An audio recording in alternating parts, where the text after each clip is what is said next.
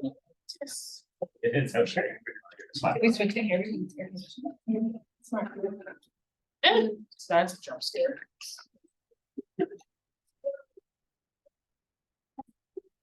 I think that I'm gonna. And yeah, I think that most people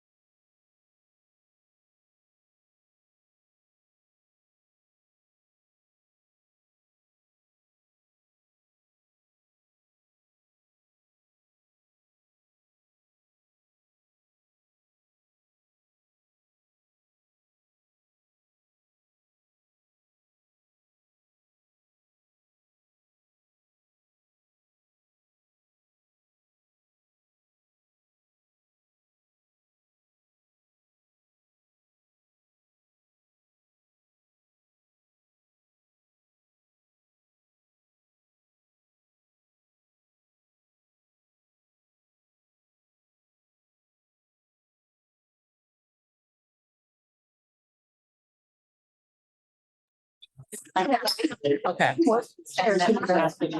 And those online, we have a lot of background noise.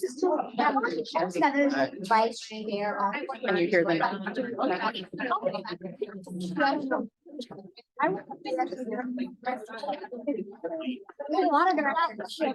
would even want to speak. Okay. No, like, but she can't. Who says that? Look, your time, you're not a nice place. When you sit down. So that's. Okay. There we go. Okay, can you hear us now? She needs to. So today, you can hear us now? Fantastic.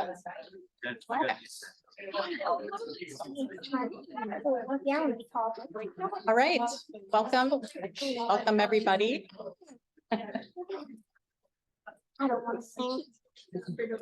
Welcome everybody to the May 31st, 2023 meeting of the Twin Cities German Immersion School Board. And tonight we have special guests with us. We have our middle school drama students here to perform. And so I think we will just let them start and perform for us.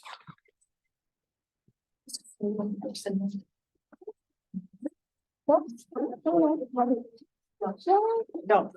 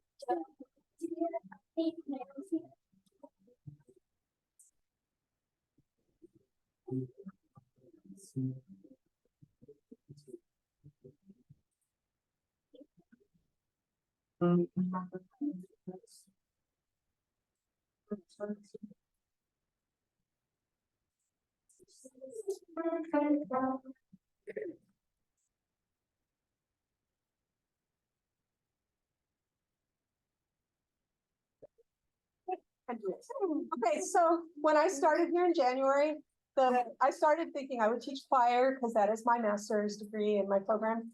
And I love that. However, I have tons of drama experience, and the kids made it very clear that most of them would rather act and some would sing too. So I said, okay, we can work that out. So we are doing the travels of Odysseus. And these ladies are the sirens. You'll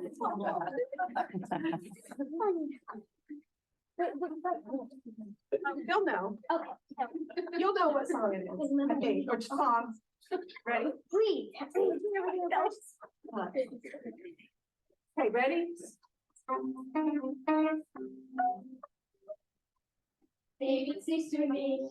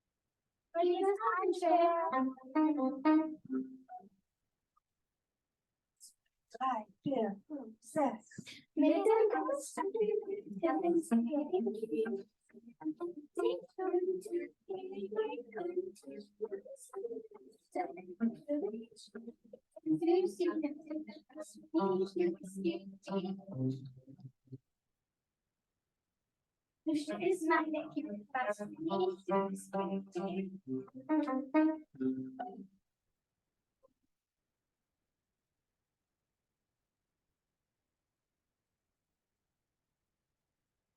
And then I said to the guys in our class, so who wants to like jump in the water and die?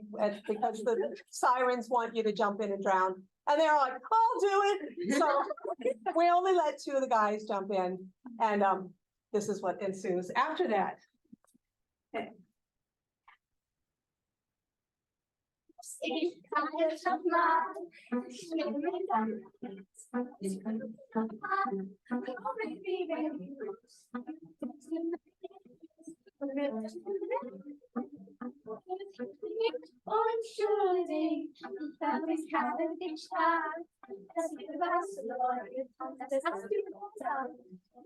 Oh, baby, that's me.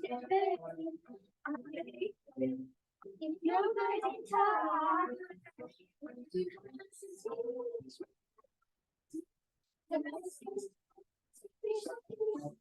oh, baby, baby, oops, time is no more. Oh, baby, baby, oops, just in my head. Surely.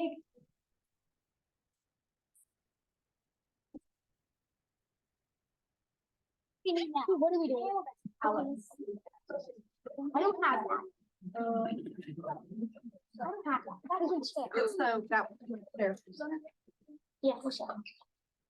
Okay, so this one we will sing in English, but I wanted to mention the ones that were, most of the ones, I think all of the ones we're doing in German, were translated by the wonderful intern that stumbled into my classroom, Philip Hobble. And without him, I mean, he's just amazing. He's not only a fantastic musician, but he also was able to take the lyrics and translate them, make them rhyme in German, and make them make sense. So it wasn't, square, but it was actually really cool. So I just wanted to mention that, even though the next song he did translate it to German, but we're going to do it in English because not everyone from the German speaking class, the class that's doing it in German is here. So we'll do it in English.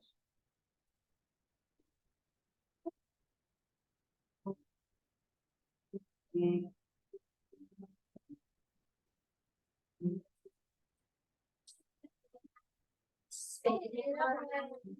I'm jail. Yeah.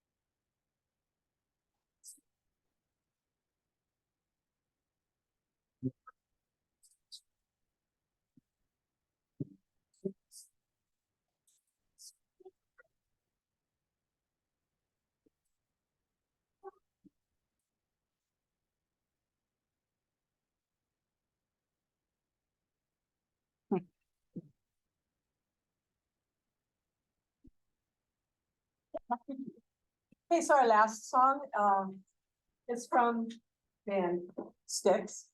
And it's completely appropriate because it's Styx as spelled like the river. And, we're using it for Odysseus. Again, Philip Pavel translated it for us. And you'll probably recognize it.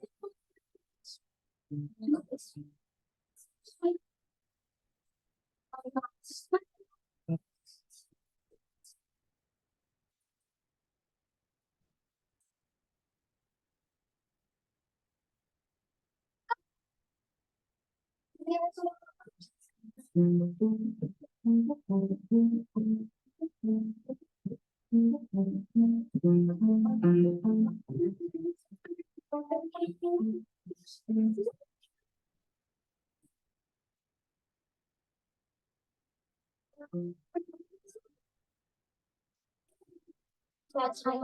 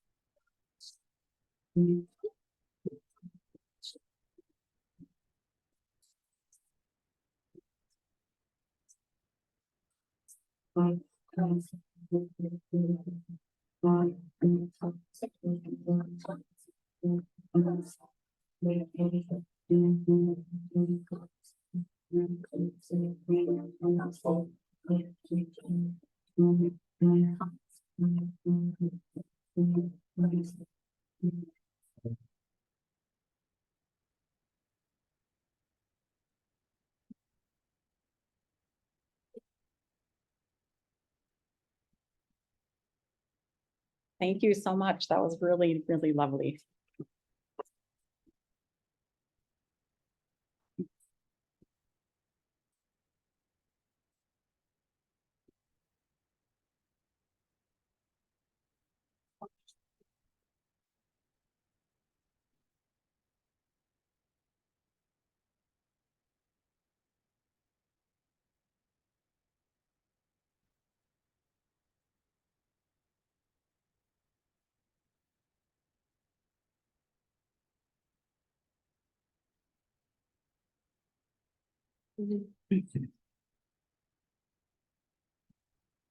All right. That was an awesome way to start our board meeting and really keeps Das Kind in Mittelpunkt, as we like to focus on the child according to our strategic plan. Awesome to hear from them and to also know that our 8th graders are in Germany as we speak for the first time since 2019. Really heartening to see that. It's been such a busy month, filled with a lot of things to celebrate at TCGIS. Beyond capstone, our 6th graders went to Waldsee. And had a blast. I have a 6th grader and he had such a great time. So it was awesome that you all made that happen. And as near as I can tell, you didn't bring COVID back with you this time. That was progress. And prior to that, we held the Festival of Cultures, which was our first, hopefully annual event where we were celebrating all the diversity in our school with our families representing their heritage. And we had a great variety there and great attendance, as well as some outside organizations coming to perform, like the GAI's Minitsänger, and the Liederkranz Choir, which is our TCJS choir, but it's led by the Vienna Community Arts, so by Herbert Engelmeyer. And we had an amazing dance troupe come and perform. Can you remember their name at the moment? I'm blanking on it.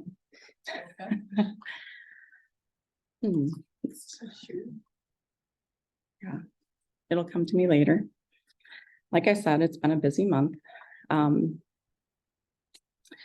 The month kicked off with May 1st, learning that our executive director needed to take a leave of absence. This was a medical leave, and she anticipated being out through May 15th. Unfortunately, once that date came, she needed to extend the leave through June 1st is when she anticipated coming back. That would have been tomorrow. But unfortunately, she needs to extend the leave through the end of the year. So she's not able to come back to provide the leadership that we were hoping she could give to finish out this school year. And as we know, it is such a busy time of year, and just want to take a moment and thank the leadership team at TCGIS. So Principal Elizabeth Zenfenig has stepped in to fill a lot of those roles. Michael White is continuing as our Dean of Students and taking additional responsibilities. Esther Noy, freshly back from maternity leave, has also taken a lot of additional responsibilities. And Andrew Haugen, our SPED director, well, he's not the SPED director, he's the coordinator. He's our on-site SPED lead who is providing leadership here. And so I've held meetings with that team to check in with them to make sure that they have the resources they need if we can help them in any way. I also want to thank all of my board members for also stepping in to provide leadership during this time, especially to Director Hyde for his hours and hours and hours that he spent working on the budget in collaboration with our accounting firm. And of course, that hasn't been just this past month, that has been throughout the school year. So thank you for really digging into that and pulling it apart and finding ways that we can save money or just do things differently. Yeah, so thank you all for getting us through the end of the school year, and to all the teachers who are working hard and planning so many fun field trips as well. That's a really huge effort to get kids out of this building and out having fun and have it all organized. I did see the checklist that teachers have to plan those field trips, and there's quite a lot to organize there. So they're going above and beyond to really make this school year extra memorable as we come out of COVID. So, and I think it's important for us to acknowledge that this is really the first full school year where we haven't had to deal with COVID as much. Last year, we had on-site COVID testing every single week. I mean, that seems like eons ago somehow, but it was just a year ago. And it's amazing what schools have been through during this time, and it's just been super eye-opening. I hope for everybody to see what schools do to support our society. Without our schools, we wouldn't have been able to continue any form of work. And the fact that teachers were able to pivot and go online and do that and keep the kids learning. You know, our MCA scores show that they learned, which is just remarkable. So kudos to all the teachers, the educators that are working so hard. And it's not just the academics, but coming back the school year, we know that the behavior has been really hard for our teachers and our staff to deal with. It's hard on our students. You know, our students need to get along together and work as a team. And so many of them haven't had the opportunity to learn how to be a group and be in the group together. So just extra thanks goes to the kindergarten team, the first grade team, and the second grade team. All those littles are really learning things for the first time. And I'm glad we were able to continue the education assistant support in kindergarten classes, despite the budget issues earlier in the fall. So we definitely prioritized keeping staff in the building. And our budget is reflecting that, but we are okay with that. Before you're done, I think we also need to add your name to that list of people to thank. For your leadership. Yes, we would not be sitting here today if it weren't for Julie. She's one of the most amazing human beings I've ever met in my life. Nobody sees how many hours, how much energy you put into this school. I don't know how you do it. I've said it publicly, I've said it privately. I don't understand it, but we're all very happy for it and very happy to have you. So thank you very, very much for all. Thank you.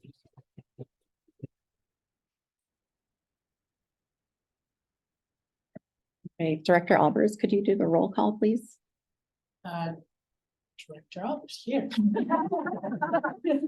Director Alcantune. Here. Well, I don't know them in order. I'm just gonna go on. Director Kwandaz. Here. Director Kutsega. Yeah. Director Miller. Yeah. Director Hyde. Here. Director Tesfayesus. Yeah. Director Hartman. Here. Director Aberhard. Not here. Director Wright. Here. And Director Dayton. Here. Thank you. Let the record reflect that Director Aberhard is in Germany with our capstone 8th graders. All right. Now we'll start with our mission, vision, and values. The mission of the Twin Cities German Immersion School is the innovative education of the whole child through German immersion. Our vision is andere hören, andere sehen, weltoffen denken and handeln. And our values are community, kindness, challenge and support, intercultural engagement, and curiosity. All right. With that, I would ask for unanimous consent to approve the consent agenda, which covers approval of prior month's board minutes, today's meeting agenda, donation register, enrollment update, letters to the board, paying the bills, and board response to letters. Is there any objection to that motion? Hearing none, the consent agenda is approved. And that brings us to our special recognition. In May, we tried to recognize a lot of people, including our, well, we'll get through the whole list. We have a big list here. It's a big list. So we'll start with our lost and found organizers. As you walk through the lost and found area, oh, that's okay. I'll start with the playground repair. Yes, so playground repair and cleanup crew was an organic effort organized by a few dads, and the group got bigger and bigger. And the list should not include my name. It should include Rania's name, my 9-year-old, because she's the one that came and helped Tarek, my husband, with that work. But the dads were out there. They noticed that the playground surface is at the end of life, which we know, and we've been working as a playground planning committee all year to try to make some new plans for that. But in the meantime, they recognized that the rocks were unsafe, the holes were unsafe. And so they took the blowers, got rid of all the rocks, and they filled in the holes, patched it up, closed off the playground to let it cure for 24 hours and made sure it was all safe and ready to go. So they also did weeding, clean up with bushes, and making the place generally look a lot better. So thank you so much to this group here on the screen. Yeah, special thanks to Colin. He's too modest to admit it, but he's the one that organized it all. So Colin right. Rooney, that is. I should probably say last name. Not everybody's on a first name basis.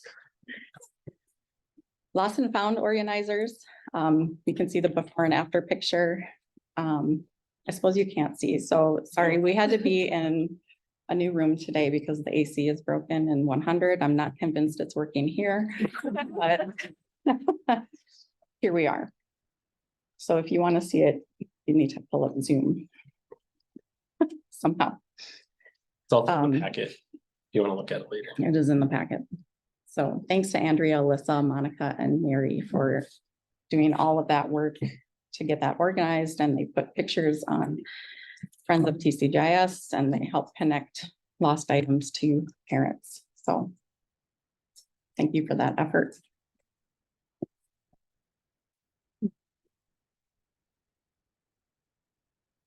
All right, I'd like the sport coaches in the room to stand up, please.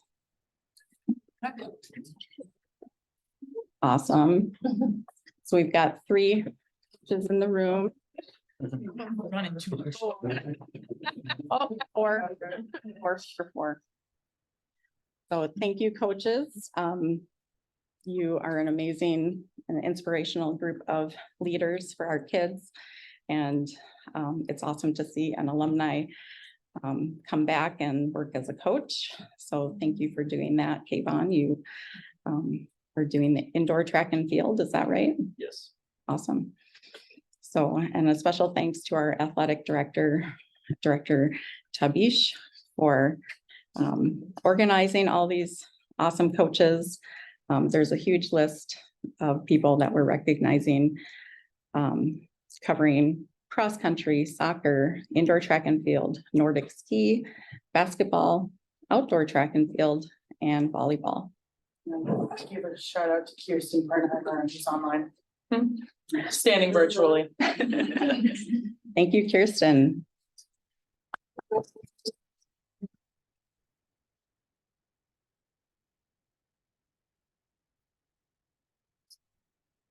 Awesome team.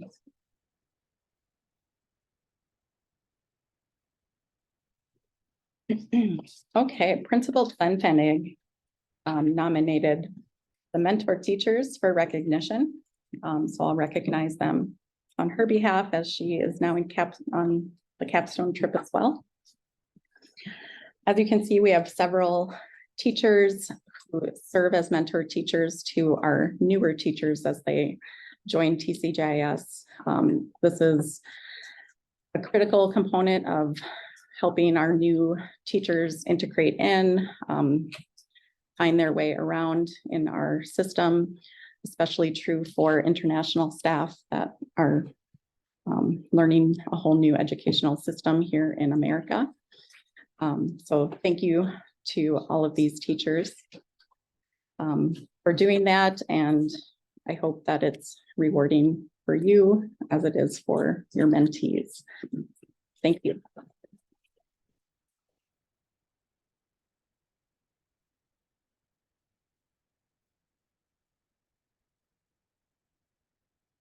As I mentioned, we had our first Festival of Cultures, May 13th. And I want to recognize the planning committee that met throughout this school year via Zoom to put that whole event together, including a food truck and performances and families participating to display about their heritage. And a special thanks to all the participants who did come and share about their heritage, including our very own director, Tess Basis. Oh, thank you for doing that. There was a great combination of different cultures and it was a great time. So I want to recognize especially Kevin Aberhard for chairing that committee and organizing it, keeping us all on track. So thank you.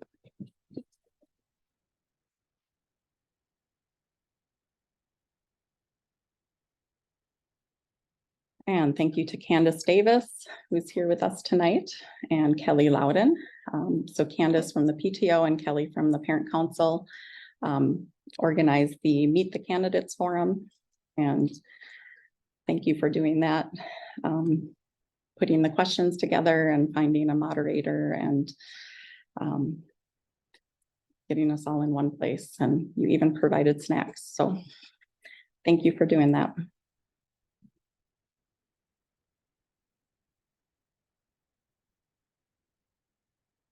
And Candace again with the PTO plant sale, along with Laura, Murtha, and Anya Wiesner. So thank you to the three of you for helping coordinate the plant sale. And I saw the plants as they arrived and they were beautiful and colorful, and I'm sure they're lovely on everyone's porches. So thank you for that.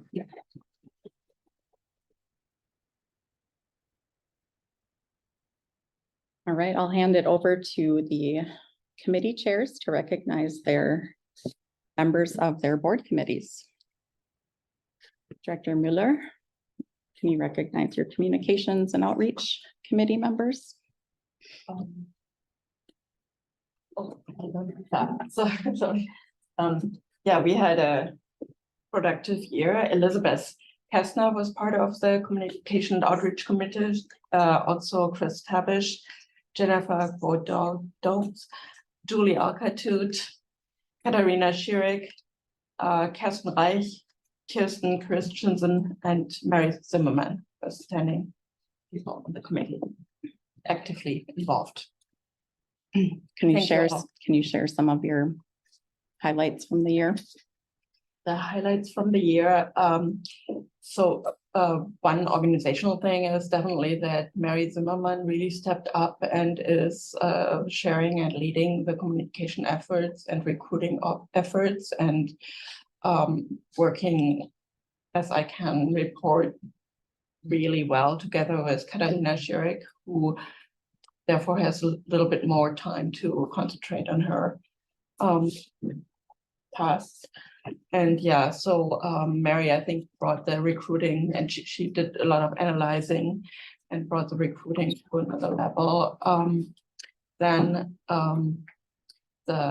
at the beginning of the year, the mascot, we had discussions about that, and that was decided that we will go forward with a loon. We still will maybe have a little change and branding adjustments, but that was I think that is Great. done, so. Yeah, and we will have another alumni picnic at this alumni event in the winter and several newsletters. Yesterday, actually, an alumni newsletter went out and I was just thinking it's such an awesome newsletter, how we will share that with the community, because I think it's not only interesting for alumni, parents and Mhm. students. It's true. Awesome. Thank you.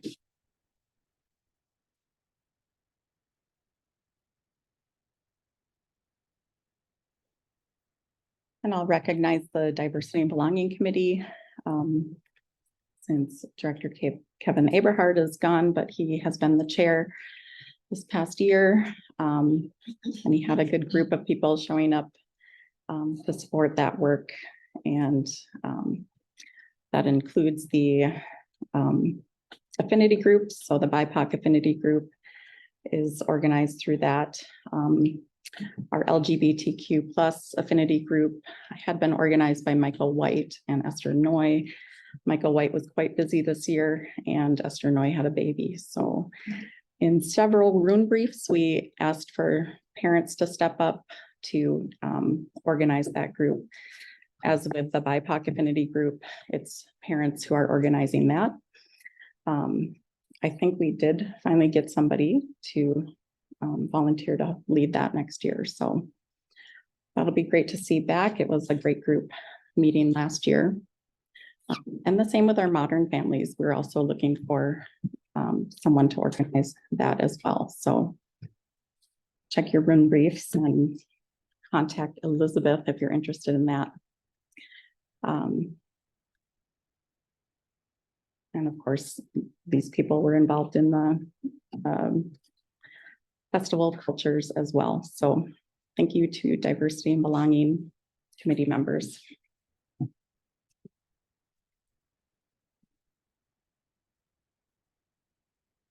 Finance and Facilities. Suppose I can do Treasurer. those. Treasurer Hyde, please go ahead. Yeah, very special thank you to those folks that show up first Tuesday of every month on Zoom to look at our financial statements and discuss planning. Everybody stepped up extra this year to help with contract negotiations and extra budgetary reviews. So thanks Lori from the board, Julie as well. And then special thanks to the parents, Alyssa, Mike, Matt, and Jake. They were going to these meetings, at least Mike, Matt, and Jake have been going to these meetings since I was the treasurer. They were all there my first meeting, which was 4 years ago now somehow. And they're still going strong. So thanks. Awesome.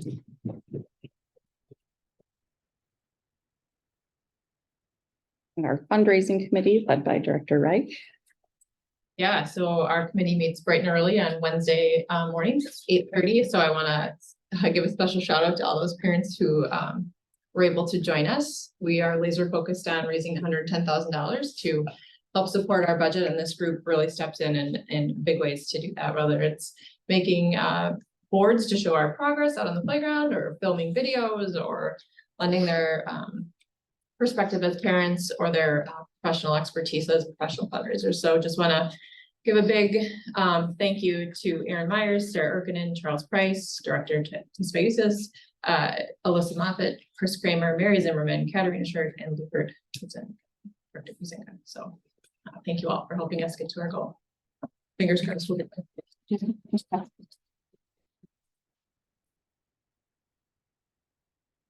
And Director Albers, Governance and Leadership Development. Yeah, it's no secret that this is probably maybe one of the ones that feels a little bit more tedious. It's a lot of just going through the motions, going through the routines, and so you know, it can get quite interesting at times though, and I think we've hit probably the most interesting year that at least I've chaired the Governance and Leadership Committee, and that came straight from the enrollment policies, giving us quite the turnaround.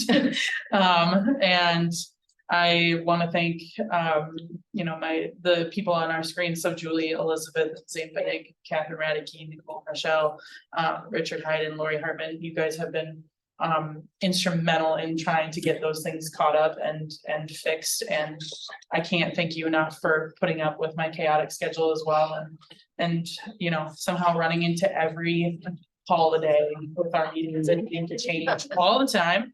And I want to give a special shout out to the nomination committee this year, who in my place, because I was running, they were able to come together and find our candidates for this year and know that while we're sad to say goodbye to our candidates that are our current directors that are leaving, we're very excited to welcome new directors as well in June next month. So thank you.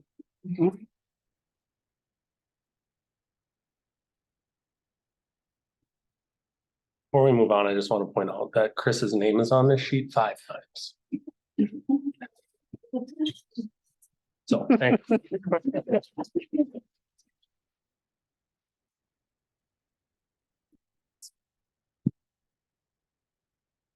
All right. Next up is open forum for public comment. Is there a sign-in sheet?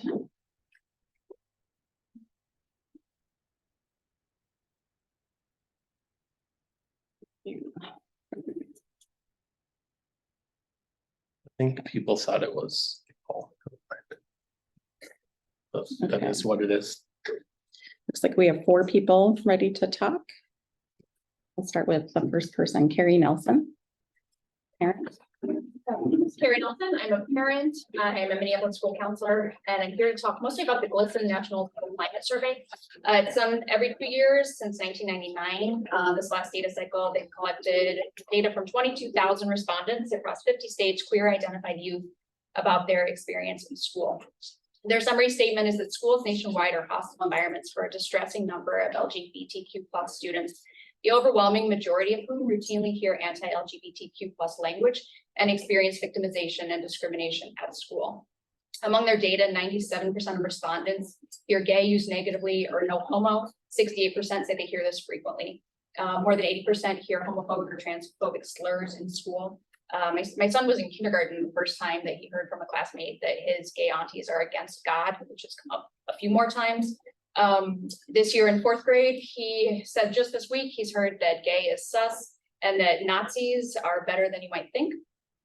Back to the GLSEN report, only 10% of students in their 22,000 reported that school staff intervene most of the time or always when overhearing homophobic or transphobic remarks. 61% of students who were harassed or assaulted in school did not report the incident to school staff because they did not think school staff would do anything about it. So why the pride flag matters, why visible signifiers matter to kids. Among those kids who could identify 11 or more supportive staff members and could see things like safe space stickers at school, they were half as likely to say they felt unsafe at school. They were half as likely to miss school because they felt unsafe or uncomfortable. They felt greater belonging in their school community. They performed better academically. They were more likely to plan on post-secondary education.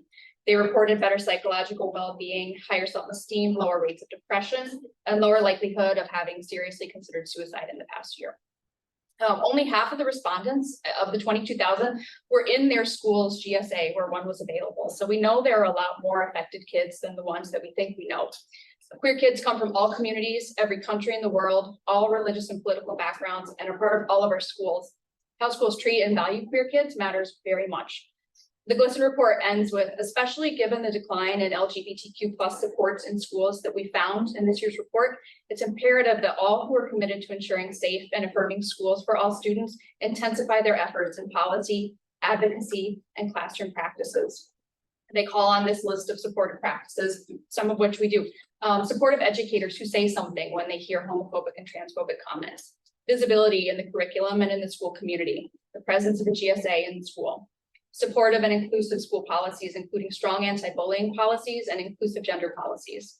The flag that the kids have asked for is just one piece, but it's a significant piece that they've asked for, and I hope that it's been a push to broadly intensify our efforts to support queer students here. Thank you. Thank you.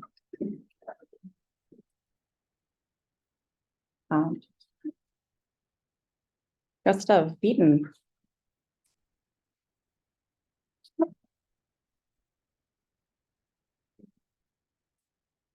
At least half of the faces here might know me. I'm an alumni from TCIGS. It's 2020. So I'm not at the school anymore, obviously, and on some level, it's maybe a bit silly that I'm present here. Frankly, it's silly why I'm present here. Just everything I understand about the flag situation is, it feels like it's more and more a chase after hypothetical ghosts to avoid reaching a real solution. And a chase after ghosts really doesn't, bear any fruit. An educational institution, the idea that putting up a flag that most kids won't see just for 1 month, and they can being kicked, it feels like it's prioritizing the comfort of parents over the well-being of students. Something that we should understand is the most crucial part of the social supports of a school. Something every school probably needs more of. And focusing on the child is part of the messaging and the core values of TCIGS. It should start with one simple thing they've requested, and not to be mitigated, not to be negotiated down to something smaller, but what they've asked for. And if anything happens after that, if the ghosts somehow become a real problem, then it will come to that then. If you're chasing after a theoretical fear, it's unprofitable. Thank you. Thank you. Cynthia Miller. I am Cindy Miller. I'm the parent of a TCJS alum, this one here, and a current student, both of whom identify with the LGBTQ community. Our family's finishing our 12th year at TCJS. And I bring a message from my daughter, who's currently in Germany. In the week before she left with her classmates, while word was getting out about what a controversy a simple request to permanently display a flag had turned into, she twice overheard students say that trans people should just kill themselves. She wants me to tell you that she fears the board resistance to the only request made by queer students and their allies may let other students believe that it's okay to express a negative view of queer people. As we often hear, our children are watching. I also speak for several others who are not comfortable raising their voice on this issue, because being queer or having a queer child or being an ally can be really difficult. You can fear losing a job or friends or your home life. And that's the reason a lot of LGBTQ people stay quiet. And this is why the resolution presented tonight is so disappointing. It is 2 pages of whereases, which mean nothing to a queer child feeling unsafe and unsupported. These are just words. The only action we've seen is a decision to ignore the request of the students that this most affects in favor of a watered down support and kicking the issue into the future, both of which have clearly told this school's queer community that they must not only compromise, but accept that there are monetized reasons why public support needs to be careful and a bit more quiet. The GSA students were read the resolution yesterday and asked what they thought.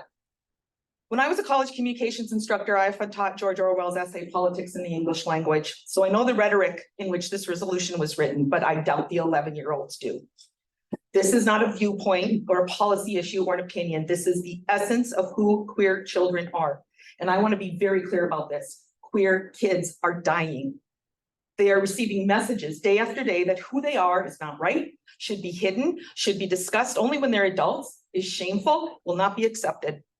In the past 2 years, I've personally sat with friends whose queer children were teetering with self-harm, even ones in loving, supportive families, because it's not just families that provide care and acceptance. We need everybody. We need all of you.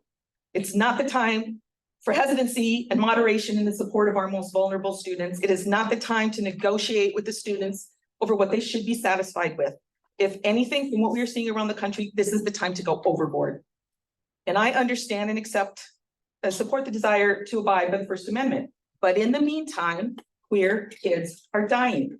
Why are we so scared of upsetting adults who might have discomfort seeing a pride flag? There is no other side here to accommodate that is acceptable to the school's stated values. The other side is people like we see in Florida, who want no one in a school to be able to talk about who they are under fear of prosecution. Or Texas, where they would like to imprison librarians and teachers for having books that depict queer characters. Or Wisconsin, which can't seem to be able to outlaw conversion therapy. or North Dakota, where Pride Day has had to be moved to Minnesota this year because of safety concerns for participants. And that's the reality that the LGBT community faces today. A pride flag only during the Pride Month is about as meaningless as Chick-fil-A and Target and Starbucks putting their products in rainbow wrapping for a month. It is support theater. It is, in the words of a current LGBT parent that I spoke with today, heteronormative complacency. Pride Month isn't just about joy and love. For many queer people and their allies, it is a month of mourning. 7 years ago in June, 49 queer people were murdered in Orlando. I have a dear friend who lost friends in that massacre.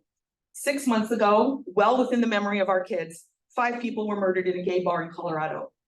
Queer people are dying, and in our GSA group, the kids ask, why? What are we supposed to tell them? You may think a flag being displayed doesn't matter that much, but you could not be more wrong. It matters way more than a student ally putting a magnet on a locker or a teacher wearing a pin or a table at a Pride festival. The flag is a clear, everyday reminder that the innovation, diversity, and inclusion that this school is trying to brand itself with is more than a bunch of words. I know there are a lot of complicated issues happening at school right now, but this shouldn't have had to have been one of them. We have the opportunity right now to be bold in our words and our efforts. We have the opportunity to stand with our queer community and prove we are with them and we are not afraid. We have the opportunity to commit to students and staff that while they are in this school, they are unquestionably seen, accepted, and supported despite possible negative opinions from the outside. We can vow that we will send them from here feeling strong and confident in who they are in all aspects. And I hope this school never has to look back and wish more had been done when they were asked to do it. Thank you. Thank you. Rosanna Imhoff. Next time I'm gonna sign it before Cindy. That's tough to follow. Like, hold on. I yield my time. Good evening, I'm Rosanna Imhoff. I'm a parent of a 2022 graduate and a current 7th grader. Students recently reached out to the leadership to request a pride flag displayed in the school atrium, and I wanted to stand up tonight and enthusiastically support these students. I echo their request to fly a pride flag in the atrium all year round, not just during Pride Month. Carrie gave you some statistics. I read several statistics as well. The Trevor Noah Project, which is a nonprofit for LGBTQ plus youth, they do a youth mental health survey every year. And last year they surveyed 22,000 queer youth. And in the past year, 45% of queer youth seriously considered suicide and 14% attempted suicide. One interesting piece of the data said that these youth said that when their school was an LGBTQ affirming place, they reported lower rates of attempting suicide. Pride flags are a visual symbol of support for a marginalized and threatened community. And I want to truly thank these students for their recent advocacy and requesting this visibility. My request is that we show our students of all gender and sexual identities that they are in a welcome space here at TCGIS every single month of the school year. Thank you. All right, that closes the open public comment for the evening. And that brings us to our recess. I invite you all to enjoy some treats. Where are the treats? We're there. And thank you so much for coming. We'll recess for 15 minutes.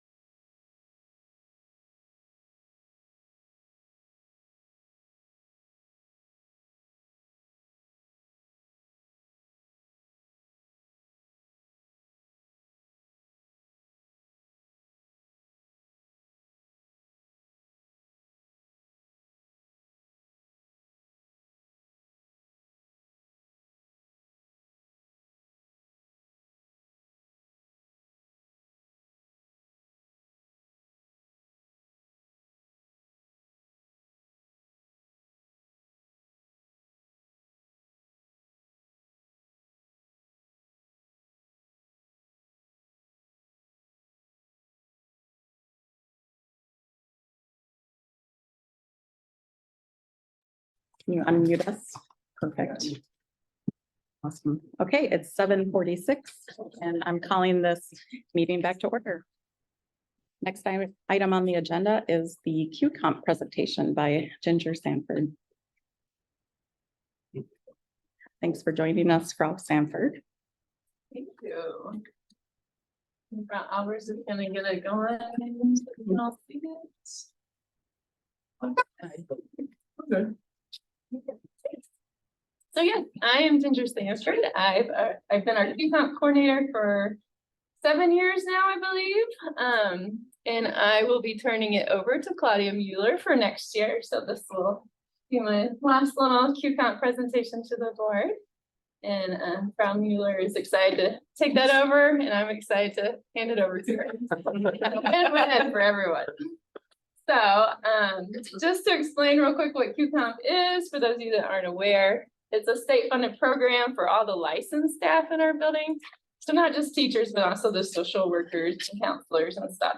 And it provides money to allow us to have job-embedded professional development. The goal is to improve practices to increase student achievement. And a couple of components of it are cognitive coaching. So that's like peer coaching, peer review. And so our teachers, our staff, our licensed staff do 2 rounds of cognitive coaching per year, once in the fall and then once in the spring. And that's just a chance for teachers to be observed by other trusted teachers and to help them think through their practice and how they can change things to make it better.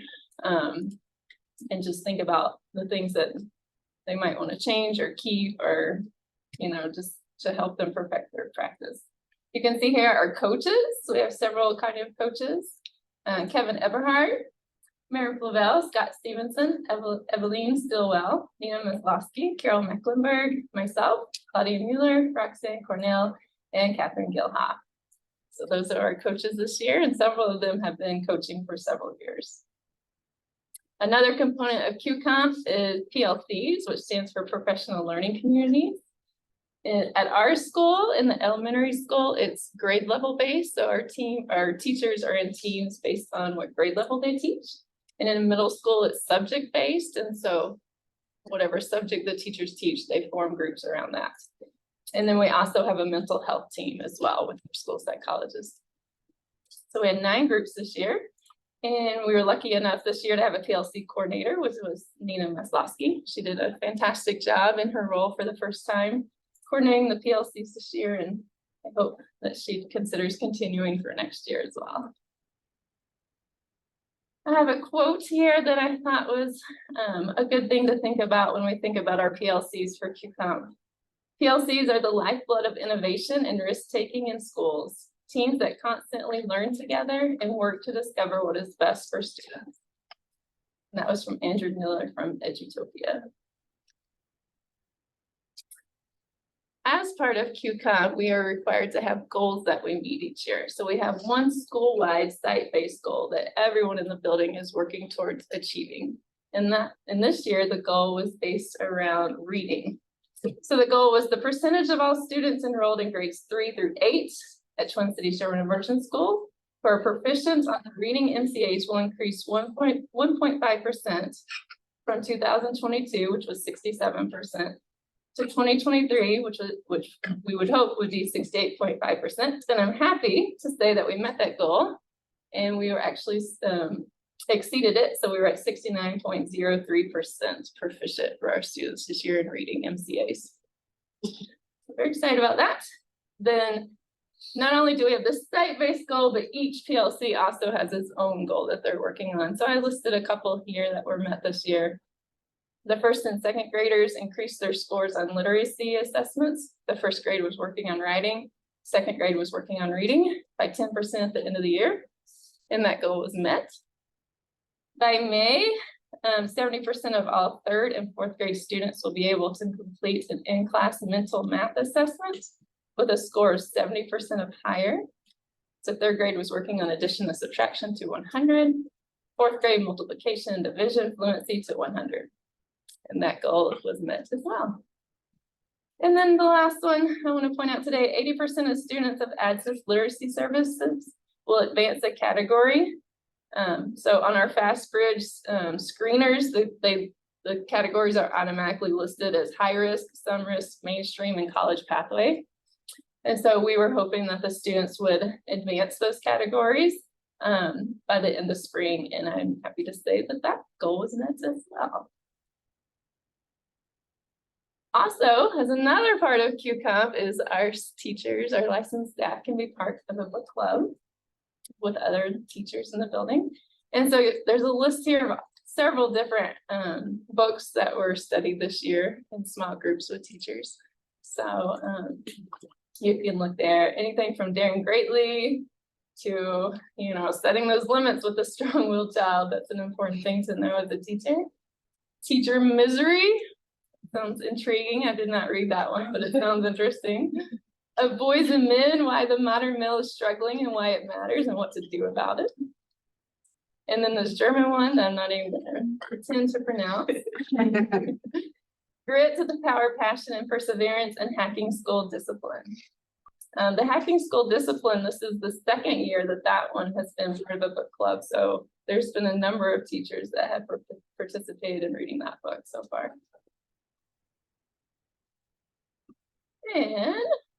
And throughout all the different components of QComp that I've listed here, I tallied up the number of hours that all our licensed staff participated in this year, and it was 1,560 hours with our licensed staff participating in these educational collaborative activities to help our professional development.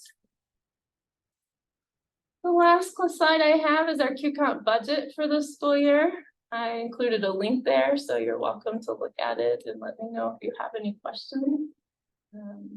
But other than that, that is all I had for tonight.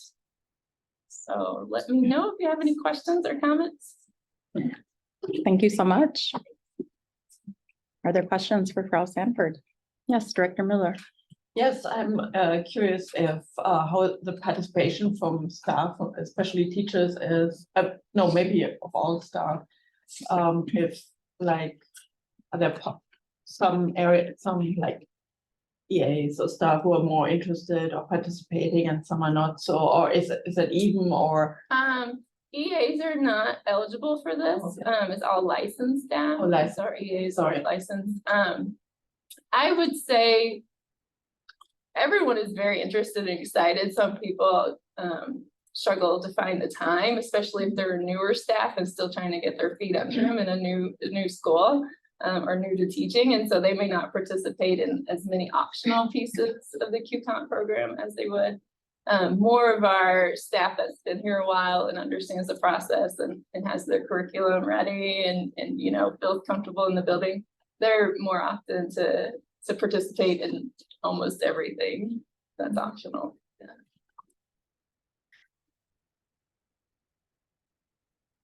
Any other questions?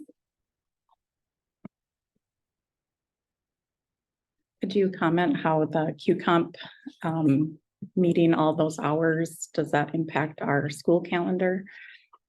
Yes, it does actually. So for our PLC, our professional learning communities, those are the days that we have that the students are off, but we are here working as licensed staff. Those are the days that we have a chance to meet. And so ideally, best practices says that we meet an hour and a half twice a month.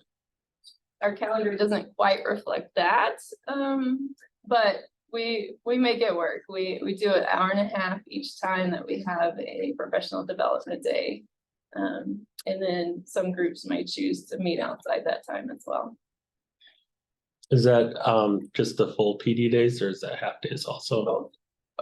Early release days and full PD days.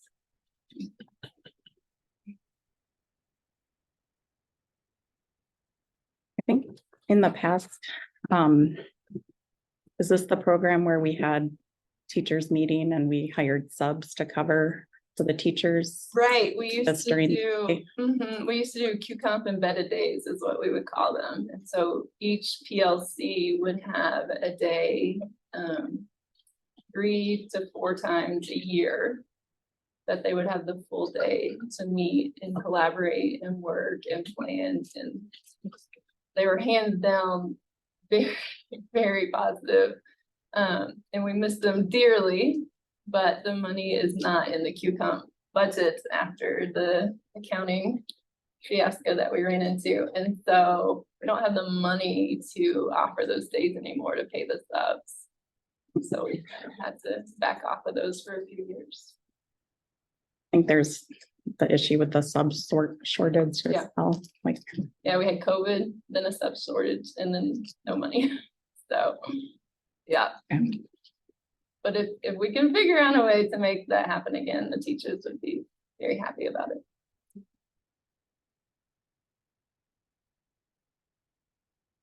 right? Any other questions? All right, thank you so much, Prof. Sanford. Thank you.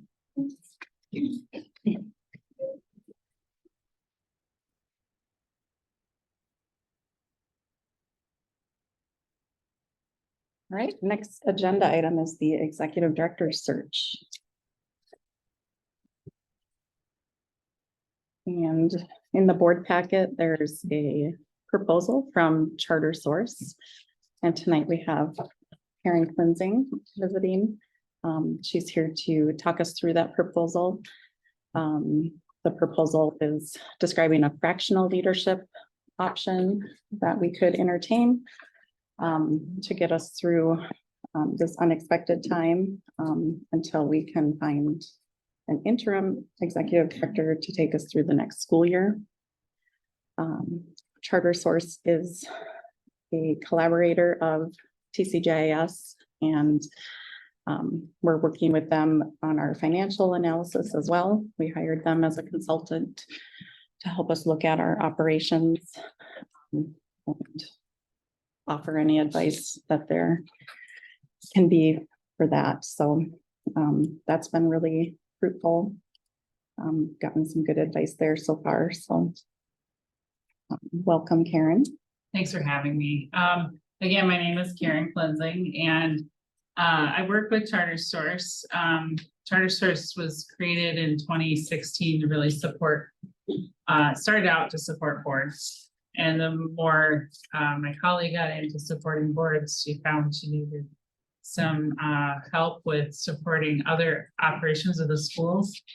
And so I started working with her part-time to help support the schools, the charter schools, to try to keep a healthy charter school sector.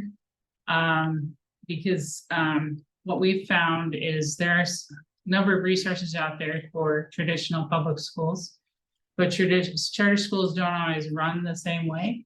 So there's a lot of different demands on leaders, particularly in charter schools and teachers. But there's some different things expected of leadership that you don't always get in your administrative programs, which I've taken all the Minnesota superintendent principal programs and worked at the agency and helped set some of the standards for educators and administrators. So what we do is try to keep the sector high quality by providing consultants who've been in the field, know what you're facing, and can help you get through the bumps and the humps. We don't,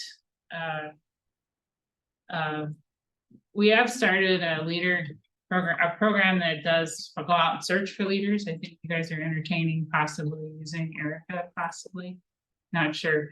But we just started doing that because we really respond to the market. What we do is if the charter schools are asking us for it, we try to go find experts who can do that work, and then we coordinate them in the field.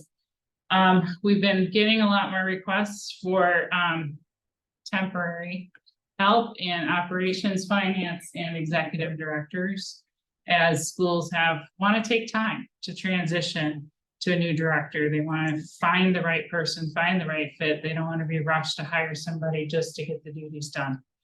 But not everybody, I mean, charter schools are lean.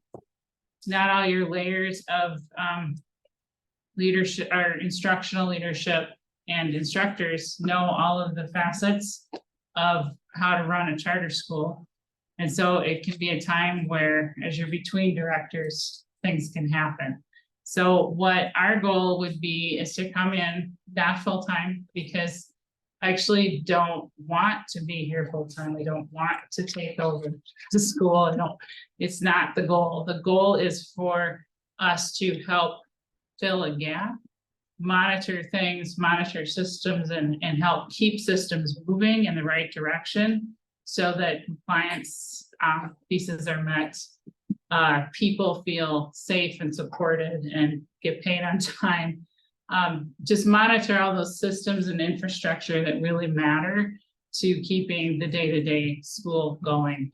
And I would hate to pull your instructional leader off of all the important work they're doing, just to have them do this for a while. So that's what we're trying to offer, is that backup, kind of be that backup picture, shall we say, for a temporary amount of time, part-time, so that the school doesn't get too used to us. The goal is for us to just be here as a support system. So that's really, it's a fraction, that's why we call it fractional. I've been an executive director, I've been an upper school director, I've held a number of other leadership positions, and then I help a lot of other charter schools monitor the very systems that I know need monitoring while you're in the search for a new director. It would be my hope that you could take your time and find just the right person while I'm here part-time. Questions? Yeah, thanks, Karen. Yeah. What questions do we have?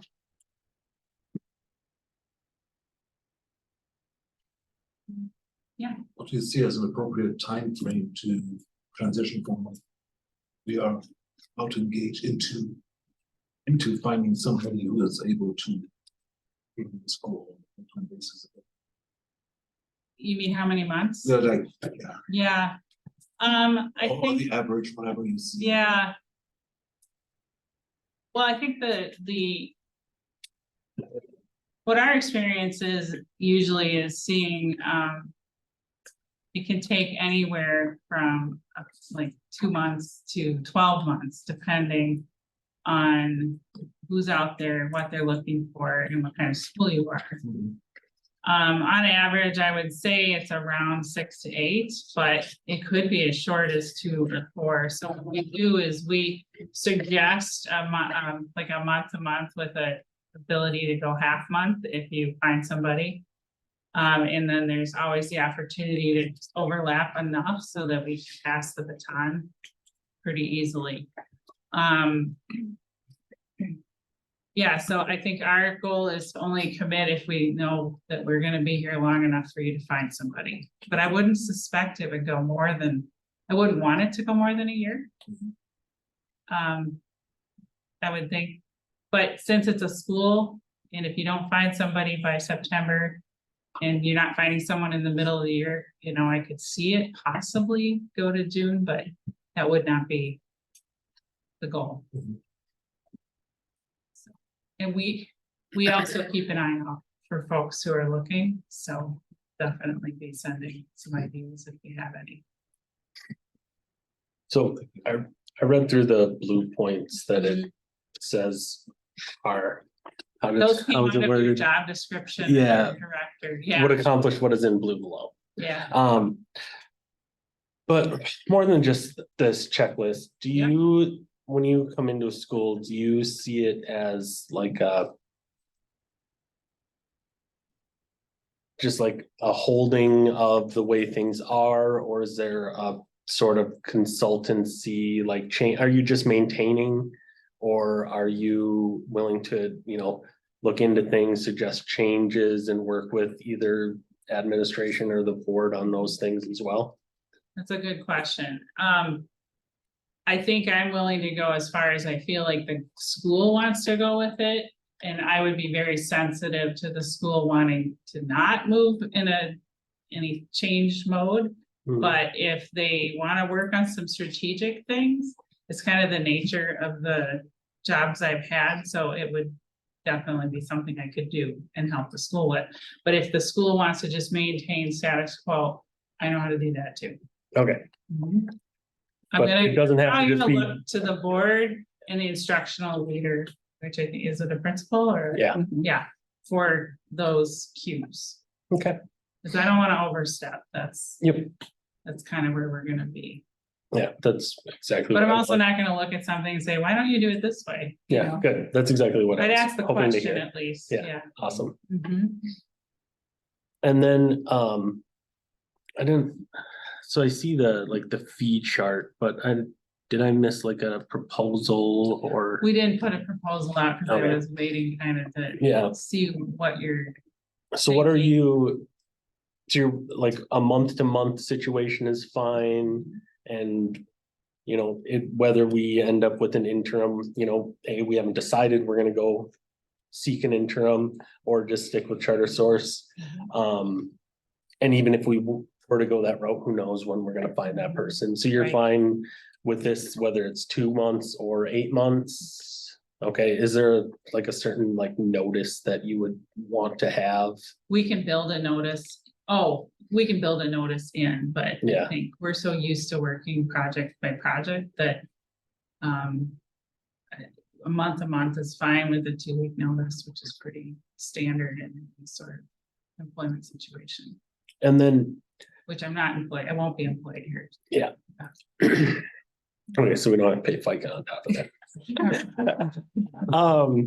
And then Unless the government wants to pay it twice, which I'm sure they'd love to have that. and then are you open to, you know, kind of being flexible with the monthly hours, like say, you know, we want to do 20 for June to make sure everything's going smoothly, but maybe cut it down in July and then, Yeah. Ramp I it think back as up long at the as school we're year. Communicating, that's yeah, fine with me. you're okay with something like that.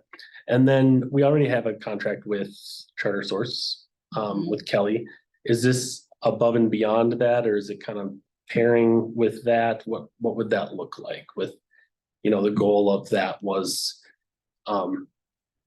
assistance to an executive director that now would be you. That's true. So, Yeah, so I think what we would do is, back that out of my duties to the extent she's gonna cover that, because she's steeped in it already and I would hate to, mhm. I don't wanna double her work efforts at all. Okay, so knowing that we have that existing with Kelly, would that cut down on our hours that you think would be needed? It might, I just have to look at, Okay, I guess the new job description and most recent one and kind of mhm. look at what's being asked. It's a good Yeah. question though, so Okay, we so can get it either down way, on I mean, paper flexibility is for key, that, so, so that helps. So if there's anything else that you think of that we should consider in that proposal, then we'll put it in there. yeah. And I think it might even be good to think about maybe increasing the hours that we have planned with Kelly if she's gonna stick with the Right, financial side of Right. it and kind of just take that into consideration, so, it's good, I'll talk to Good. her about that. Mhm. okay, thank you.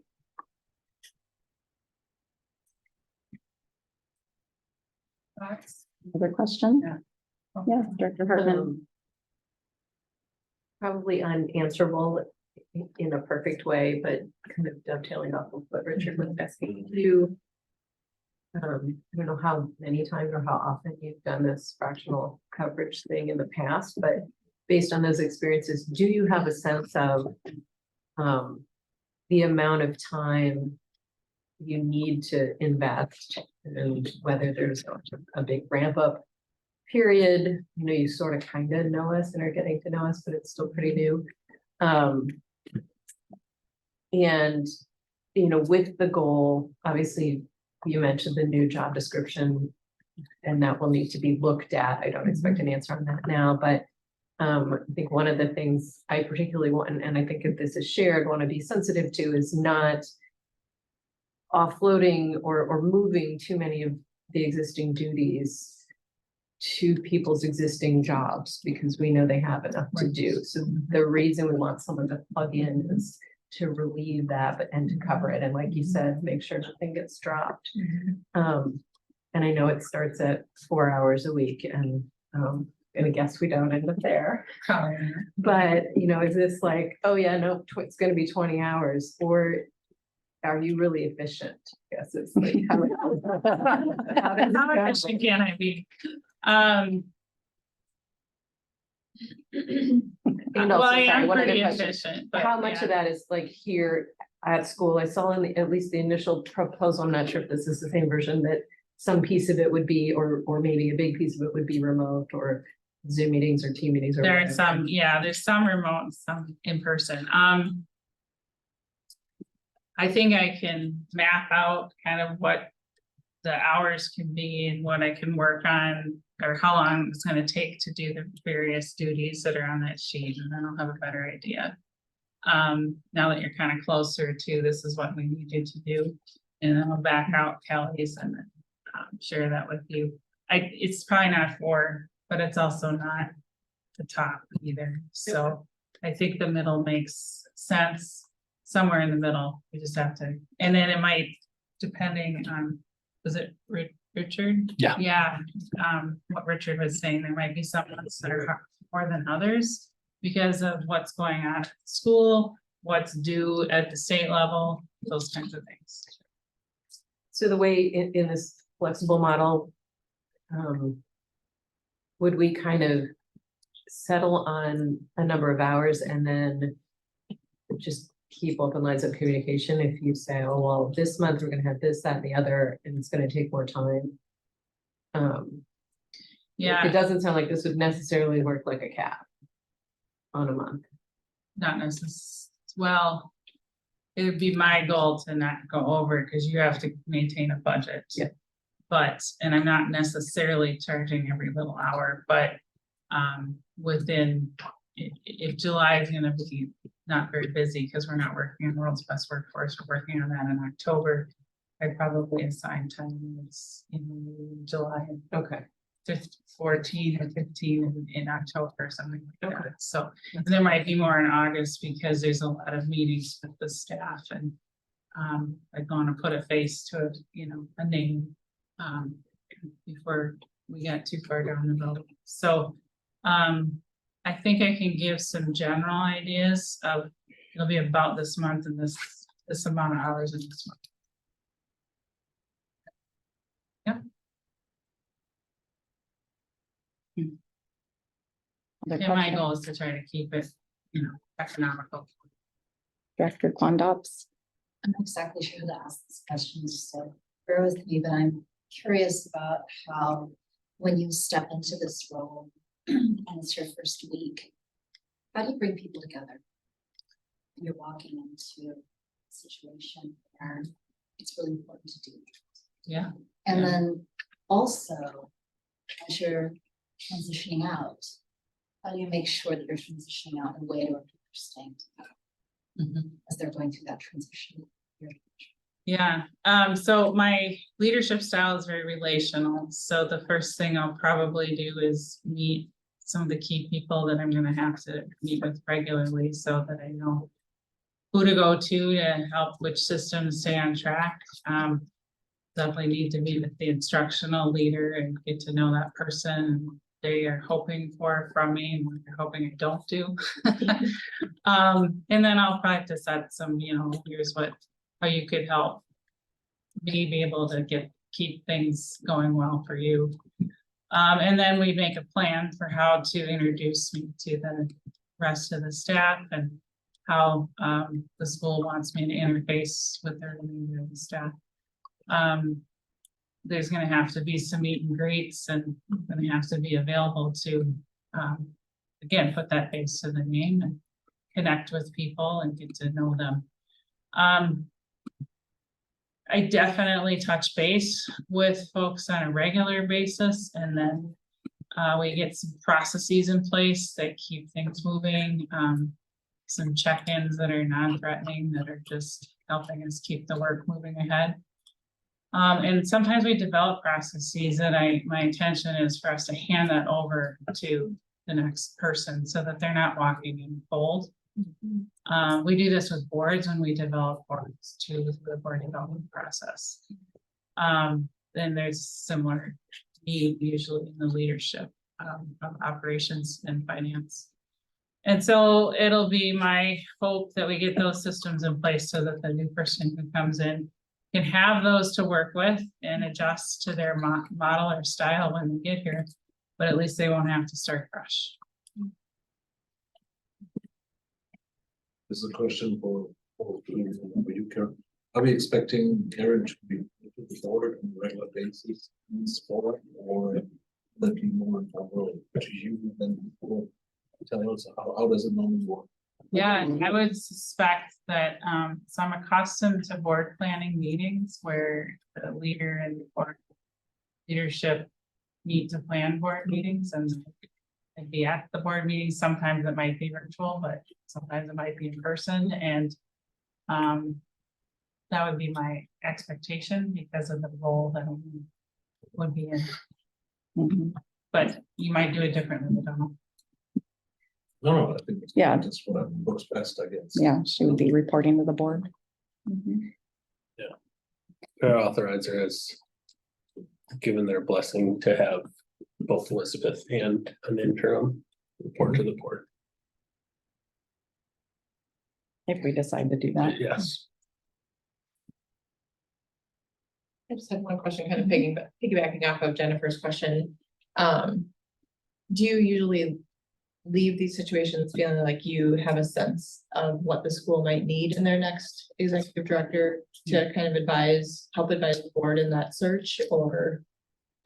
Yeah, absolutely. In fact, I don't always go in to be a fractional leader in some situations. Like I'm working on a project at a charter school right now where they're assessing what kind of leader they need after their interim leader, and I'm making recommendations to the board next week on what they should be looking for in their next leader.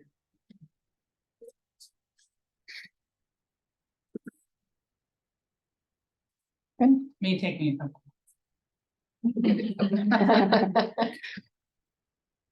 Any other questions for Karen? Oh, and the leader might be from within. Just something else I might have to do. So if I find someone from within, I might ask the board to. I didn't see that. We didn't see that. She felt it, so. All right. Thank you, Karen. You're welcome. It says next steps. Yeah, so, When, and this is probably more word discussion, not just when do we see this next steps happening? Do we need to do something tonight? Do we want to, are you intending on voting on something tonight? Yeah, so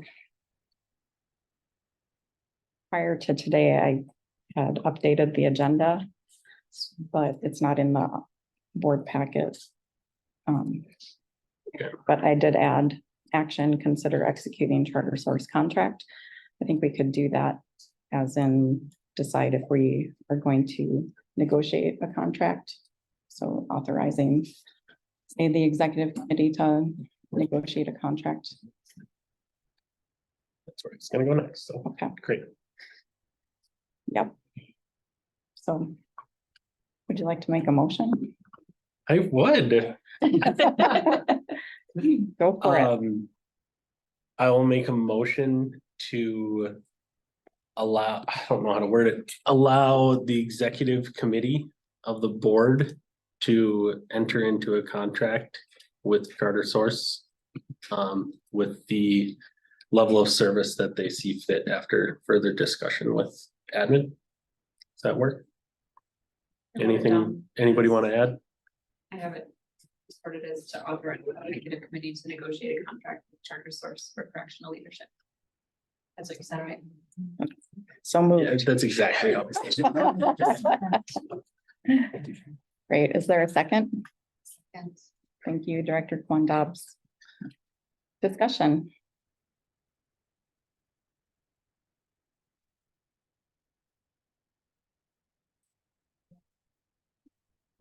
We're good? Okay. All right, hearing no discussion, all those in favor of the motion, say aye. Those opposed, say nay. Motion carries. All right. Thank you, Karen. We look forward to working with you. Thanks. I look forward to seeing you all more often. All right. Well, that feels good. For you. Yes, it does. Great. Can I So- make another motion to officially make Kirsten a member of the executive committee for this purpose? Is that all right? That is, I'll second that. Okay, Any are you okay with discussion? that? Okay, so the motion has been made and seconded to have Kirsten Reich officially added as a member of the executive committee. Any discussion? All those in favor say aye. Aye. Opposed, say nay. Motion carries. All right. Thank you. That was good. I also wanted to establish the executive director search committee. So this would be the committee that works parallel with Karen joining to get our job description out there and start looking at candidates. I asked the board members to volunteer if they'd like to be involved. Those that volunteered include Richard, Kirsten, Jennifer, and Emily, and myself. And with that, that's less than a quorum. So I'd like to make a motion that the executive director search committee is comprised of Director Alcatute, Director Hyde, Director Reich, Director Quandobbs, and Director Albers. Is there a second? Thank you, Director Albers. Any discussion on the motion? Alcatute, Hyde, Reich, Quandobbs, Albers. Okay, and that committee would help guide the school through this whole process. So this is just the beginning. And we went through it 2 years ago, so we'll do it again. All right, all those in favor, say aye. Aye. Those opposed, say nay. Motion carries. All right.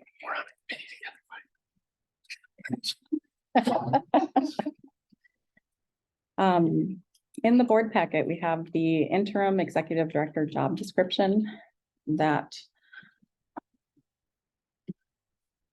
the unofficial committee already put together. And so we would love to hear your input on that job description. Is it capturing what we think we need to capture at this moment? And are the requirements reasonable? Are there other requirements we should be considering?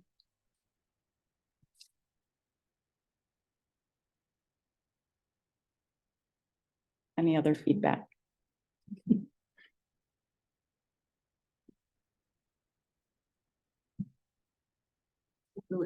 Has the charter source possible fractional leader looked at it at all? I'm looking at it right now. I did share it with her because in the proposal, originally it was based on Kirsten Christensen's job description, but this job description incorporates more of the director of operations responsibilities, so that this new executive director would be more operationally focused than the principal, say, would be focused on the academics. That said, we are still requiring that person to be an educator. I could use a teacher. I was fluent in German. It's Wow. It'll come back fast. I hope so. That's what immersion does. But I'm Is more the- fluent in French.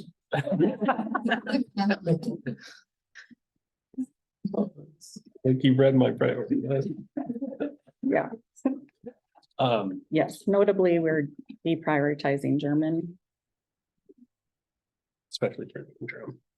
Has Yeah. the HR director looked at this as well? Yes, she has. Okay, I'm good with it then. Did other parts of admin weigh in? I discussed it with them at our recent meeting. And it also took into account some of the original asks that they had at our first meeting. So let me see.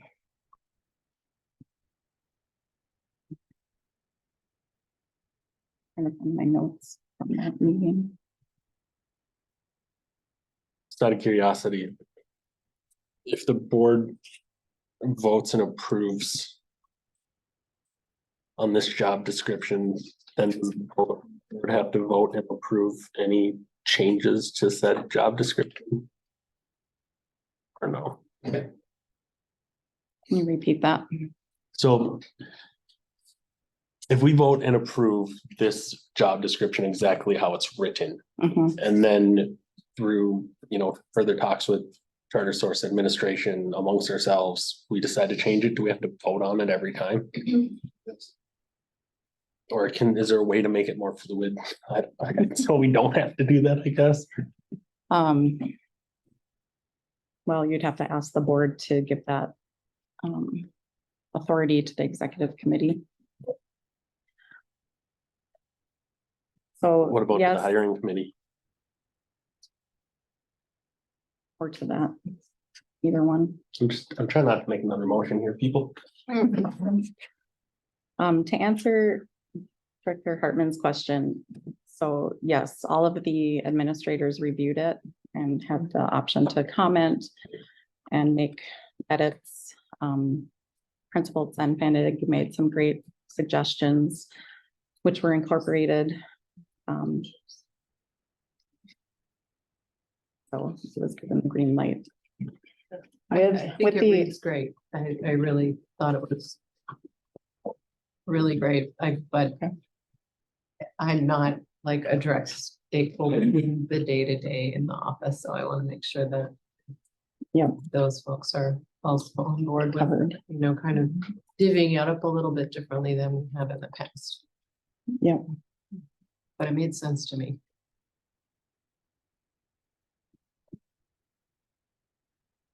Yeah, I think this is really filling what we need at the moment. Especially given the principal position that was created just 6 months ago. And the fact that we don't have a director of operations. That operations team reports directly to the executive director. So having a director that's really familiar with how schools operate will be able to support that team.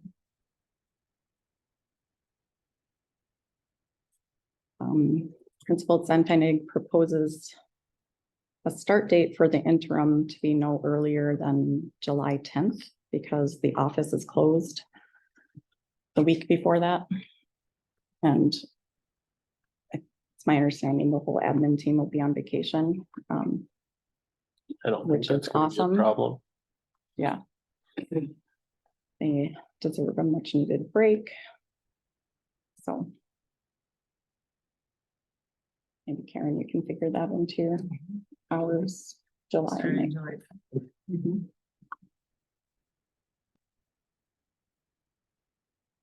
Although I think we would want you starting in June. I think so. Just because we're going on to the second month without a director and it's really weighing on everybody. A lot of financial things moving. Mhm. I have some further questions. So is intended expressly to be an interim executive director job description? This is. I know we made a decision that we're definitely hiring an interim director for no more than one school year. So we haven't made an official decision on that, but that's what we've discussed. At committee of the whole, Would there be an but I expectation think, the job description changes after the interim director? I mean, Yeah, obviously we so- reevaluate, but yeah, so the intention for the permanent executive director job description would be to solicit stakeholder feedback. Similar to the process we did 2 years ago to make sure for the permanent person capturing everything that people think we need.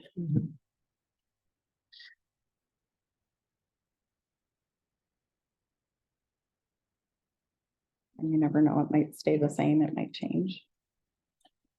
Yeah, I think it's important to note that if we were to find someone in the next few months for next school year, that contract would be only written till the end of the year, and that person, if, you know, they wanted to apply for the full position. But we want to give the school what it deserves, which is a full search like we did last time. Mhm.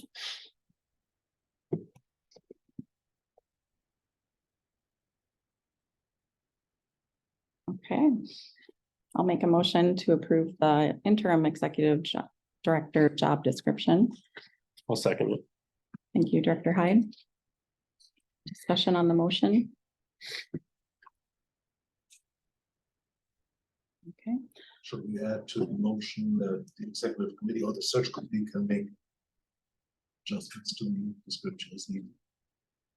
sure. Yes. I'll amend the motion to say that the search committee can edit the executive director job description as deemed appropriate. Okay. All those in favor of the motion, say aye. Aye. Opposed, say nay. Motion carries. Thank you. I just want to share with the public that we did look into our contract with the Exec Connect that we used for our last interim search. And the contract stated that if the executive director they find leaves for any reason within 24 months, that they would conduct another search for free. So we contacted them and they're gonna post our jobs, so we're gonna ask them to post this job description and then they're gonna vet the candidates for us. So it takes burden off of our HR person too, which is awesome. That was a fun find. Smart late night Julie reading. Yes. I assume that the search committee would about the progress and where things. Yes, for sure. Probably at both committee of the whole meetings and board meetings. Yep. And then we've been discussing the idea of talking to some different recruiting firms that have been recommended to us from both our authorizer and through Charter Source. And Charter Source offers that option as well. So we were gonna look into that. And then recruiting firms, the two that were recommended, we actually interviewed last time and we're really impressed with. They didn't have availability to support us at the time. It was also more expensive. But since we're planning our budget for next year, hopefully we can figure out a way to carve that money. Whoops. Hopefully we can figure out a way to carve out that money. Oh, it's just water.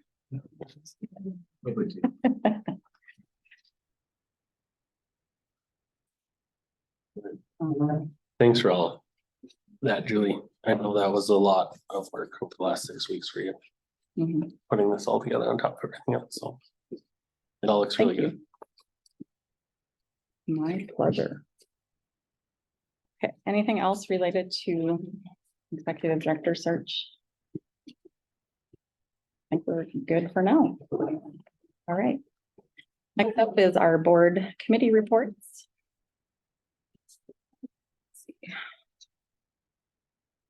So I think we'll Starting with- just step through, well, do you want to give a budget update or should we just step through the actions? Yeah, we should just step through the actions. Nothing has changed since committee of the whole.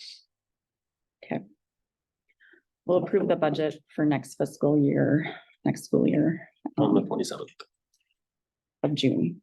Yep. Yes. Actually, that's an announcement we need to make is that our next board meeting is rescheduled from June 29th to June 27th. It's going to be on a Tuesday. Awesome. All right, governance and leadership development. Director Albers, tell us if these up for approval. Yeah, there's only one policy up for approval this month, which does leave us again, as I mentioned in the special recognition, that there is a heavy load left to lift for the rest of the school year. However, this policy is one that was definitely heavily looked at. It's one of our policies that we look at every year. I'm gonna share my screen so you all can see it for those who are on Zoom with me. It is the discipline and code of conduct policy for reasons not unknown. Discipline has been a topic that we've been discussing pretty heavily since the return from COVID and how students are kind of interfacing with each other as well as in the classroom with educators and other staff. Much of the language change in here is not heavily changed. There were comments on the side, if you have the access or if you're watching online, that are quotes that came from the union. President Scott Stevenson, he came to meetings along with Emily Richardson to discuss parts of the discipline policy as it pertains to educators and how educators are feeling. That plays into retention and more.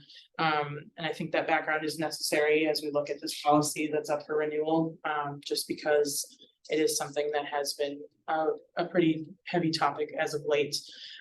Most of the things that the union suggested that they came to the governance committee with, and excuse me if I mess up any of my notes, the last time we had a meeting, I was sitting in an airport.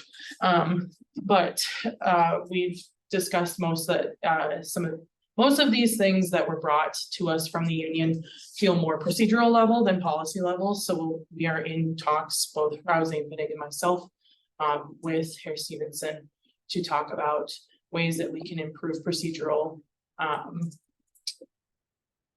guidance around discipline as it pertained to things that the union wanted to see.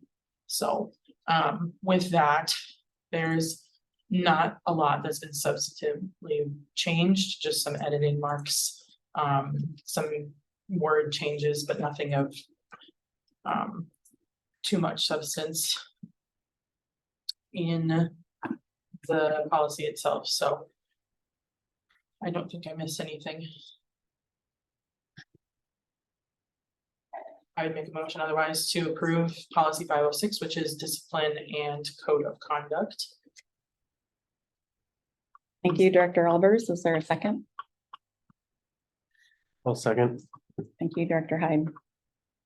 Discussion.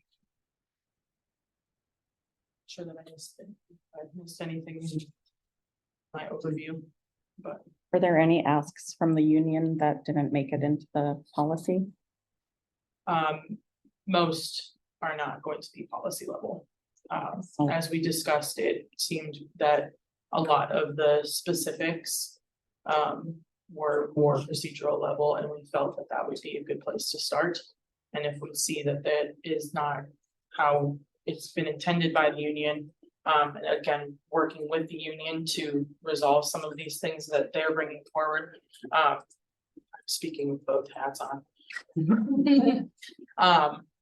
That this is a policy that gets updated every year, so we can easily bring this back up in October to say, hey, it's not working. You know, we've been through the first 2-3 months of school. We need to revamp this again and see what needs to be policy level. A lot of what is policy level is stuff that's very much regulated by state statutes and laws. And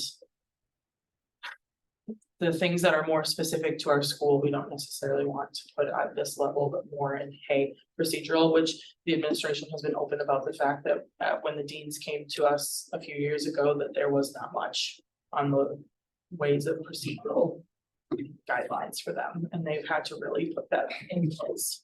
So I also anticipate bringing in our UTM students with that as well. Thank you. Are the notes from the meeting and everything gonna be brought to admin for, you know, their procedural writing Yep, and for consideration there? yes, and I'm thankful that Elizabeth is taking charge and talking with staff as well as the board. Is the union, or are the union representatives that were part of that conversation aware of that? Yes, Scott has been on the email. I'm happy to. Cool. All right, any other discussion? All those in favor of approving policy 506 as edited, say aye. Aye. Opposed, say nay. And carries. Thank you for your work for all of this. You to put in for June, so be ready. So sorry. Okay. Down under committee of the whole, type in an email. Sorry about that. Let that out. Sorry, was there a second? Second. Thank you, Director Albers. Any discussion? I think it would be awesome to have Megan Dayton continue on and serve the school in this capacity. Although rolling off the board, she can bring her expertise as the president of MAPE, which is a union of 17,000 people. Okay, 16,000 people, Minnesota Association of Professional Employees. She's been involved in a lot of negotiations. We think that her insight will be really useful.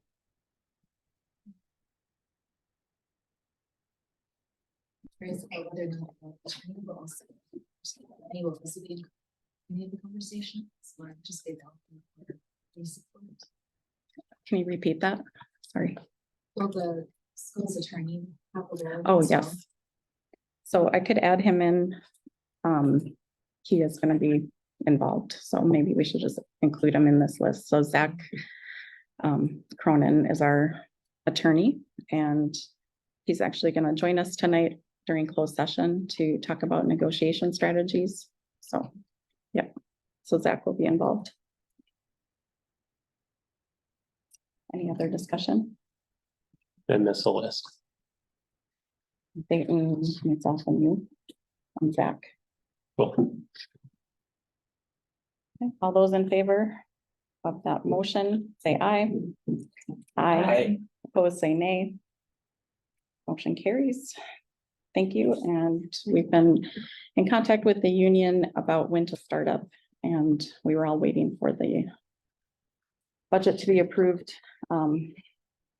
Not excited about the 4%, but we'll take it. We were hoping for more.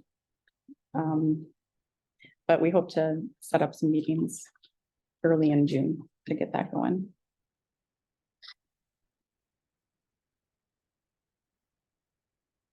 All right, we have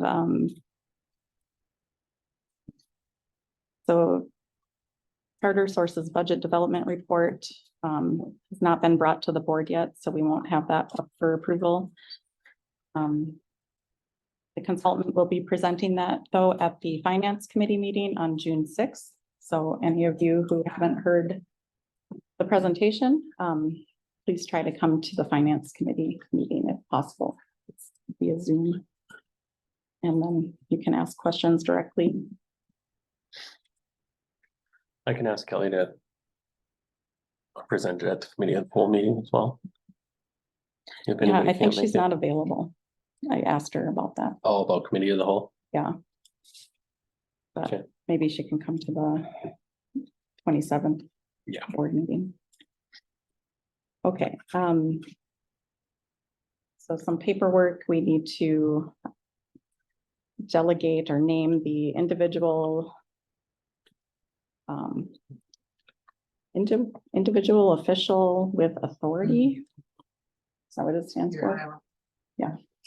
It's So- usually your Yeah, so our director, Kirsten Christensen, has been that person. This is somebody that has access to all the MDE systems and whatever. So for now, I thought we would name Elizabeth Senfenig and Esther Noy. Esther is our Dean of Academic Support. And I thought the two of them could support each other and get into the system and do what we need to do. How does that work once we get an interim or once we start it would- working with Charter Source? Then it would go to that person. So I suppose we could name Karen. But I don't know. Does it happen to? So I asked our authorizer if this is okay to name the principal and dean, and they said it was fine. But go ahead, I'm Dr. just Day. wondering with the two people, and it is specifically an individual authority. So if you look at the paper, it says individual with an S in parentheses. And it has space for more than one. Karen, have you heard of more than one Iowa? Usually it's one, but once you're in there, then there's so many other things you assign that you end up with a lot of people from your organization. Not a lot, but a handful have their various things that they sign on for, so. Trying to, I've never seen it before, it doesn't mean you can't, and they may have changed that. In your experience, they would somebody hired through Charter Source be that? Or do they usually put it on somebody else at the school full time? Yeah, we've done it both ways. It Okay. just depends on the situation. So There's one, if you have a strong person here. What you don't want to have though is someone who has that authority who wouldn't, like, if there's some message in there that doesn't get to the director. Cause that whoever you have designated or doesn't get to the board, whoever you designated doesn't transfer the message, then that's a problem. Mhm. Can I read something off of MDA? Yes, please. you, Director Hartman has some information from the MDE's website.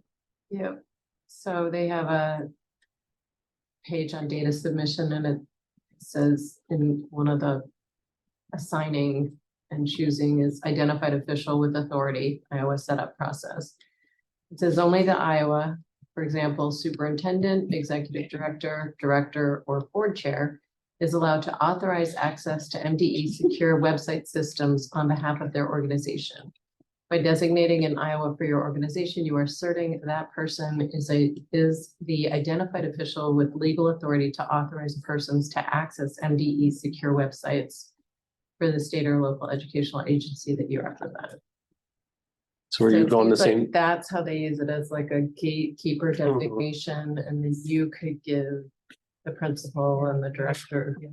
So. So all the titles they have there, every one of those individuals usually is covered under your DO liability insurance in case something goes wrong.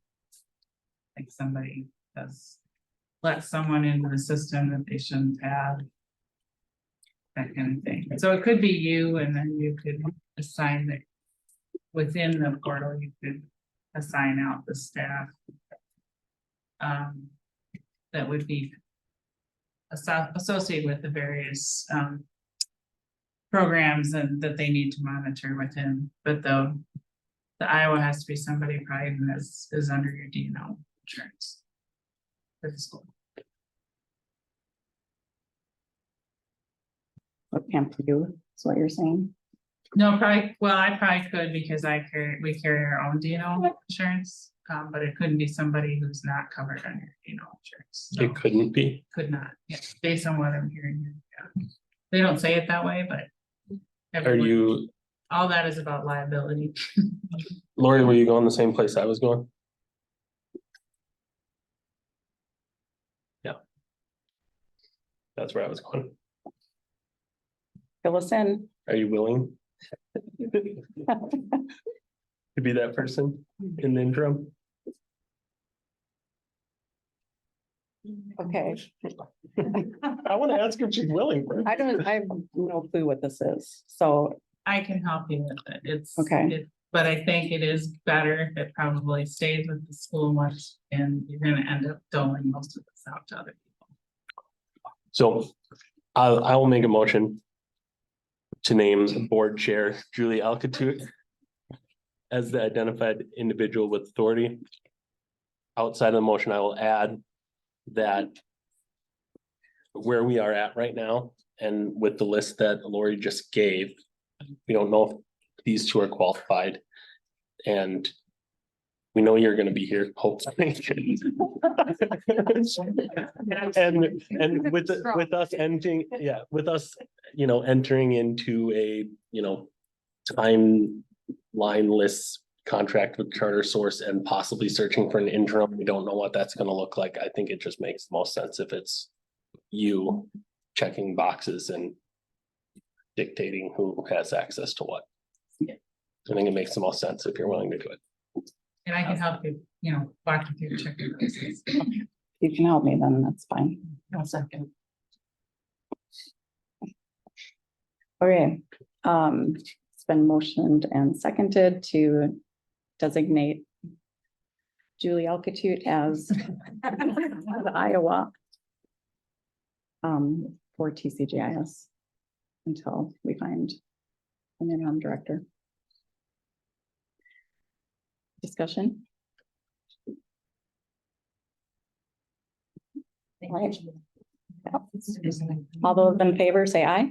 Aye. Opposed, say nay. Motion carries.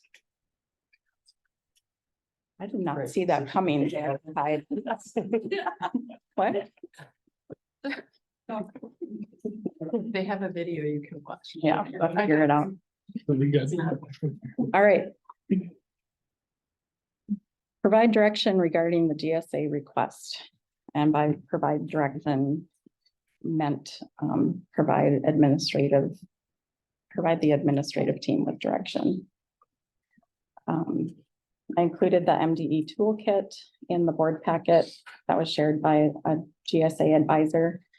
That's something that the school could reference and how to support LGBTQ youth in our school. And we have the resolution that's included in the board packet for consideration. I'll just make a comment that I had to request access for the MDE toolkit. I don't know if anybody else tried to get into it. Also can't. Really? Okay.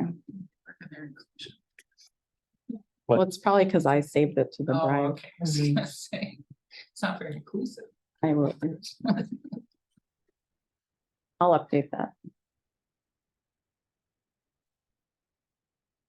Okay, so I think it's probably makes most sense to start with the resolution as written. I'll make a motion to approve the resolution as shown in the online version of the board packet, not the PDF version. We did get a couple edits that are incorporated. Namely, the attorney advised to add the terms government speech in our, let's see, therefore be it resolved that the pride flag will be displayed in the TCJS atrium as government speech during Pride Month. So that's a new term. And we also put it in the second to the last whereas clause. In accordance with government speech doctrine, the TCJS Board of Directors may select what to display within the public school building without creating a designated public forum space. He also edited the whereas right before that, saying The TCJS Board of Directors considered issues relating to the First Amendment rights in schools, including government speech by school boards. So those are 3 modifications made just this morning. Second. Thank you, Director Dayton.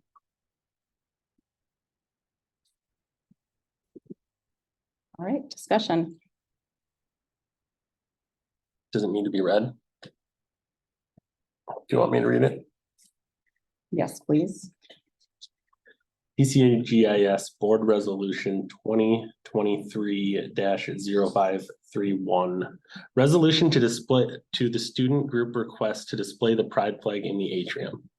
Whereas the TCGIS board and community actively work to create intersections of diverse perspectives and backgrounds to undo systems of injustice and inequality in education. Whereas the TCGIS board and community believe that the differences each person brings to TCGIS strengthen our school community. Whereas the TCGIS board and community support and promote diversity and the understanding of diversity in all aspects of TCGIS, whereas the TCGIS board ensures that the school's educational systems and policies provide justice, equity, and belonging for all. Whereas all who enter the TCGIS building should know that they can be their full, authentic selves without just judgment. Whereas those who identify as LGBTQ+ individuals face adversity and discrimination in our society. Whereas to counteract inequities and prevent discrimination, our school community members should know and be reminded that LGBTQ+ individuals and families are valued community members who belong at TCGIS. Whereas those who identify as LGBTQ+ individuals and families should feel uplifted and assured that they are valued and belong at TCGIS.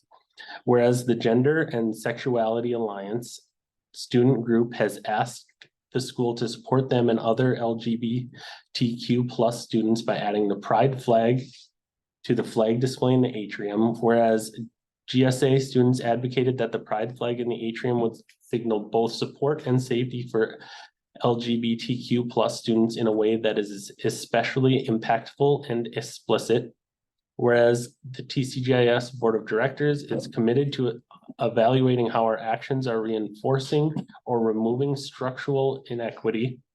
Whereas the TCGIS Board of Directors includes and prioritizes the voices from the communities who will be most impacted by our decisions. Whereas the TCGIS Board of Directors were duly elected by the school's constituents to represent and uphold the mission, vision, and values of the school. Whereas the TCGIS Board of Directors took an oath to uphold the Constitution of the United States and the Constitution of Minnesota.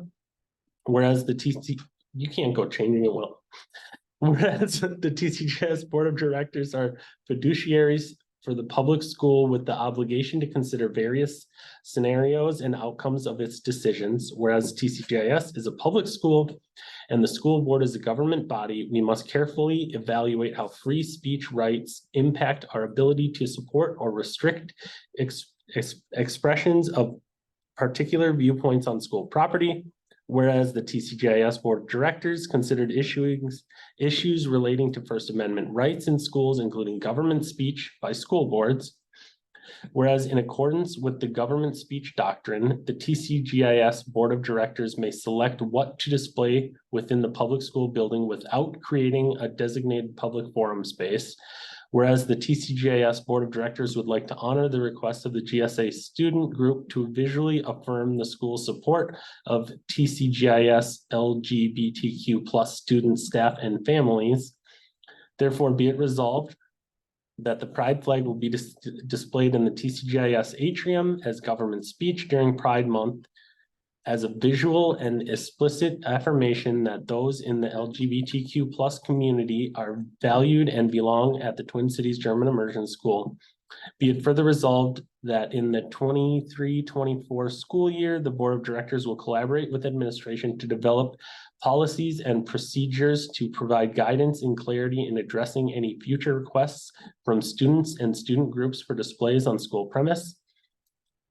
Be it further resolved that the TCGIS administration is directed to collaborate with the GSA student group to annually organize a Pride Week and or Ally Week during Bullying Prevention Month, LGBTQ plus History Month, to demonstrate support for the LGBTQ plus community at TCGIS. Be it further resolved that in the 2023-2024 school year, the TCGIS Board of Directors will engage with stakeholders to develop a gender inclusion policy to foster an educational environment that is safe, supportive, and fully inclusive for all students, regardless of gender identity or gender expression. Thank you for reading that, Director Hyde. Okay. Discussion, Director Dayton. I'd like to offer an amendment. Yes. I'd like to offer an amendment that, to the resolution that the, pride flag be displayed in the TCGIS atrium as government speech during the entirety of the 2023-2024 school year. Thank you for that. Is there a second? I'll second. Discussion on the amendment.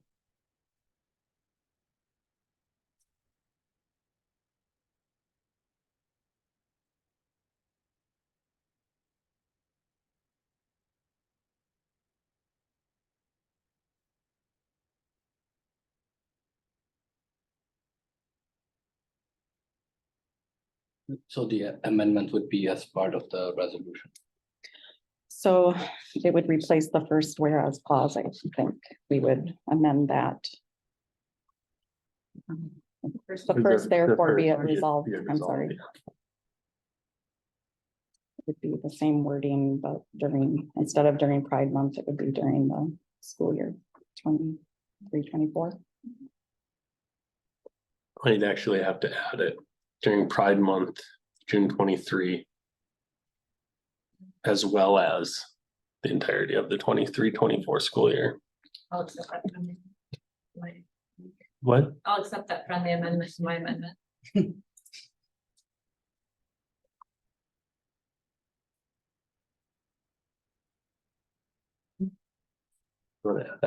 I appreciate that amendment, Director Dayton, and note that the resolution is set up to support such a decision, in that we, as a government body, are using government speech, and we can decide what to display. And we're not creating an open public forum space, which could potentially be a space where other things might be displayed that we don't want. So we're not having that space.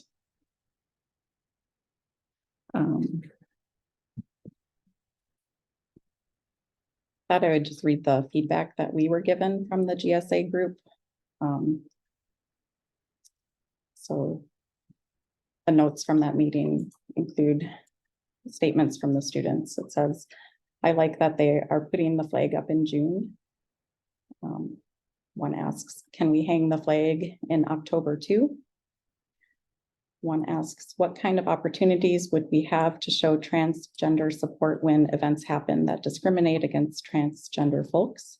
Can there be a provision for when certain things are happening in the news? Example, conversion therapy ban in Minnesota, for us to show support? Maybe this is something that the new co-developed procedure policy would include provision for. Another says, I like that this was made and that they let us collaborate on it. Another says, the board had suggested creating a mural for the lobby. Is this still an option that GSA can pursue? How would we pursue that in a way that aligns with the constraints that we'd have? Maybe we could include the Diversity, Equity, and Inclusion Committee. And another says, idea to feel further supported, in parentheses, GSA student group can initiate. Safe space, GLSEN stickers, and agreed upon expectations for teachers for next year who want to designate their space as a safe space. And one final note, did anyone discuss putting the flag up as an installation? That would be my only additional thought for the comments to the board. This was a student idea to have the flag displayed as an educational installation with a plaque that has information about the flag and what it means.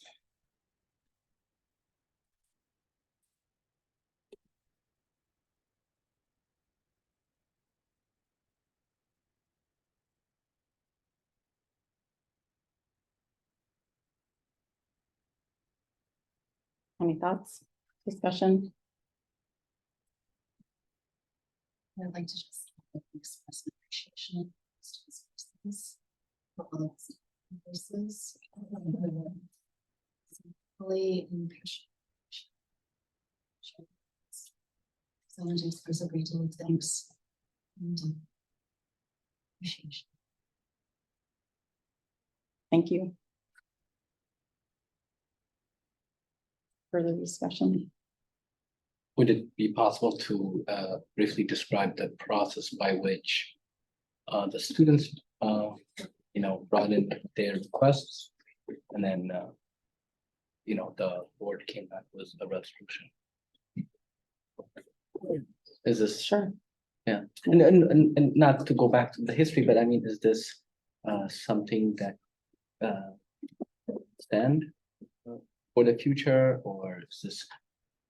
I think there was a point to ask maybe the interim director, but definitely the permanent director to develop a procedure or maybe a policy. Mhm. Yeah, so the process, as I understood it, is that the GSA student group met and they sent an email to Director Christensen through their advisor, asking if the group could hang the pride flag in the atrium, along with the other flags that are currently on display. And Director Christensen met with the students and heard their reasons why they wanted the pride flag displayed. And Director Christensen consulted some board members. And then we consulted the attorney. Sorry to interrupt. Yeah. Because this, I was thinking more in the line of if another student group or student body wanted to, or if the board wanted to make a statement, I mean, what do we follow in order to display? So in the resolution, it directs administration to develop a policy for future requests. And then, so this may be Policy a or one procedure. Yeah. So will that be communicated then to any group that has a display, like, I don't want to get into the situation where if the policy says like, oh, we're having a different display every month, then we have a issue of a flag, be it a pride flag or another flag being taken down to switch out or something. Do we have to?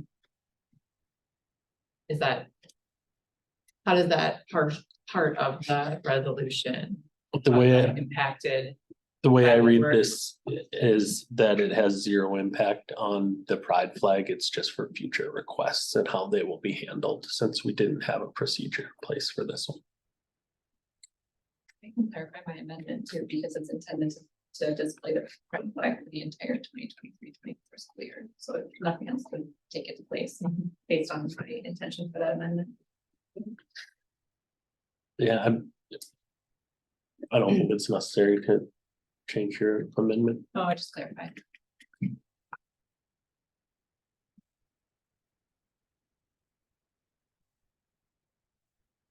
And even if the administration didn't develop any new processes, procedures, if a student group asked for a different flag to be hung, then it would just, first, administration can decide yes or no, or they can consult with the board. And at that point, if they're asking the board to provide guidance, then the board would have to decide.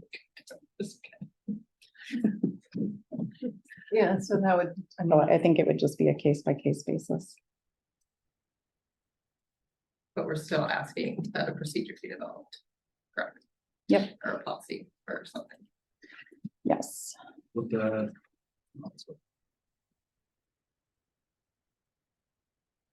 That Yes, sorry. pertain only to flags or any kind of like other statements, not saying political or religious or any kind of statement, or just flags. Oh, I think. Let's see how it's worded. when it's students done, Oh, so it's for student requests. displays on school.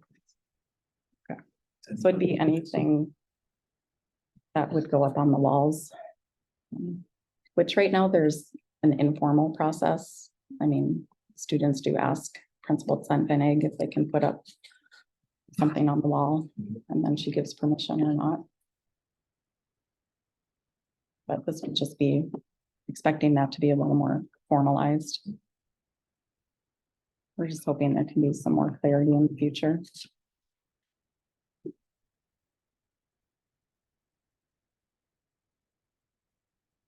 And there's another distinction too, because asking for development of a policy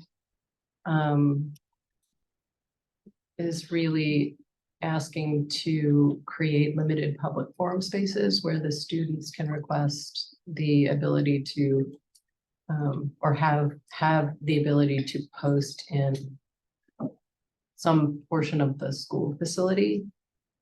And the process would be not distinguishing messages, but following a procedure for getting administration's approval. Which is very different from this motion, which is government speech. I don't know if everybody understands the difference. I will tell you, I'm a little worried about, one of the things we talked about was not excluding people and not making people feel that they're being put in a position where they have to take an overt position on anything.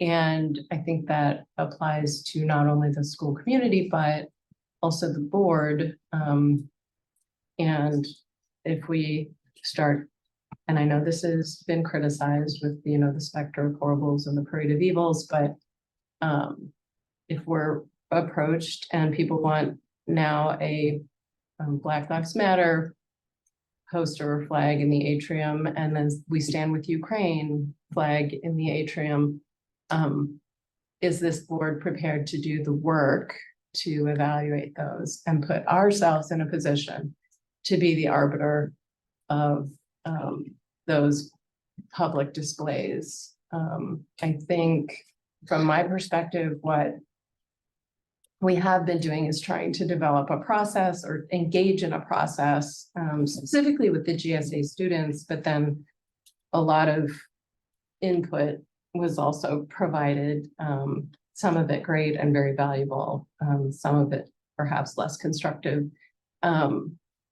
to show support, to ask them what are other ways we can support you individually and as a group at the school. One of the first questions we asked was, do we have a problem? You know, and I think my reaction would have been different if I had been told, we absolutely have a problem and we need to address it and fix it and be vocal about it. So,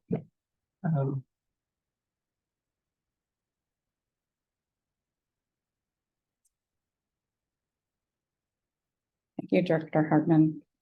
Yeah, I agree that that particular message did not make its way to the board through Director Christensen, who is the person that met with the students to hear the reasoning. So, but certainly, you know, we've heard through other communications that you support. Dr. Dayton? I just want to make sure that I heard you clearly. Director Hartman said GSA did not say that we have a problem. Did I hear that right? I didn't meet with them. So I don't know if they were specifically asked in a meeting. I'm trying to interpret what you. Oh, from administration, just have we had, my understanding is our family survey is always very positive with our career trans family replies, and they feel very supported. They would highly recommend the school.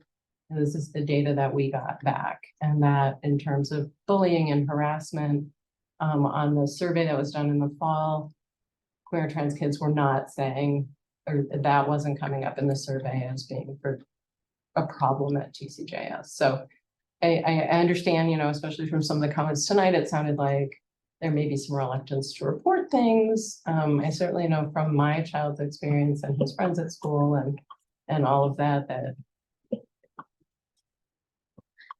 you know, my perception has been that we have a great school environment and it's very supportive of all kids. And obviously you have behavioral and disciplinary things and kids saying mean things to each other, but in terms of sort of systemic problems or entrenched anti-gay, anti-LGBTQ plus stuff, it has not been my experience or understanding. And we may just be wrong, and we may need to engage stakeholders, and hopefully it sounds like somebody stepped up to lead a parent affiliation group starting whenever, probably next year, because that never got off the ground. We had no leaders this year to start that like we did with the BIPOC group and the what do we call it? Not blended, non-traditional family, modern family, modern TV show.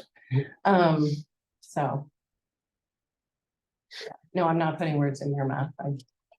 I don't know if it was asked to the GSA students specifically. They did not mention it in their request, saying we feel scared here, we feel unsupported here. None of that was part of the request. And yes, there were terrible things going on in society and across the country, and luckily we're in Minnesota. I don't know about the conversion ban, if that's been put forward recently or had any legs to it, but you know, we've kind of done the opposite and created a safe haven in our state. So I think, you know, if nothing else, what can come out of this is encouraging conversation and community around these issues and letting people kind of discuss it and become more educated and get to know each other.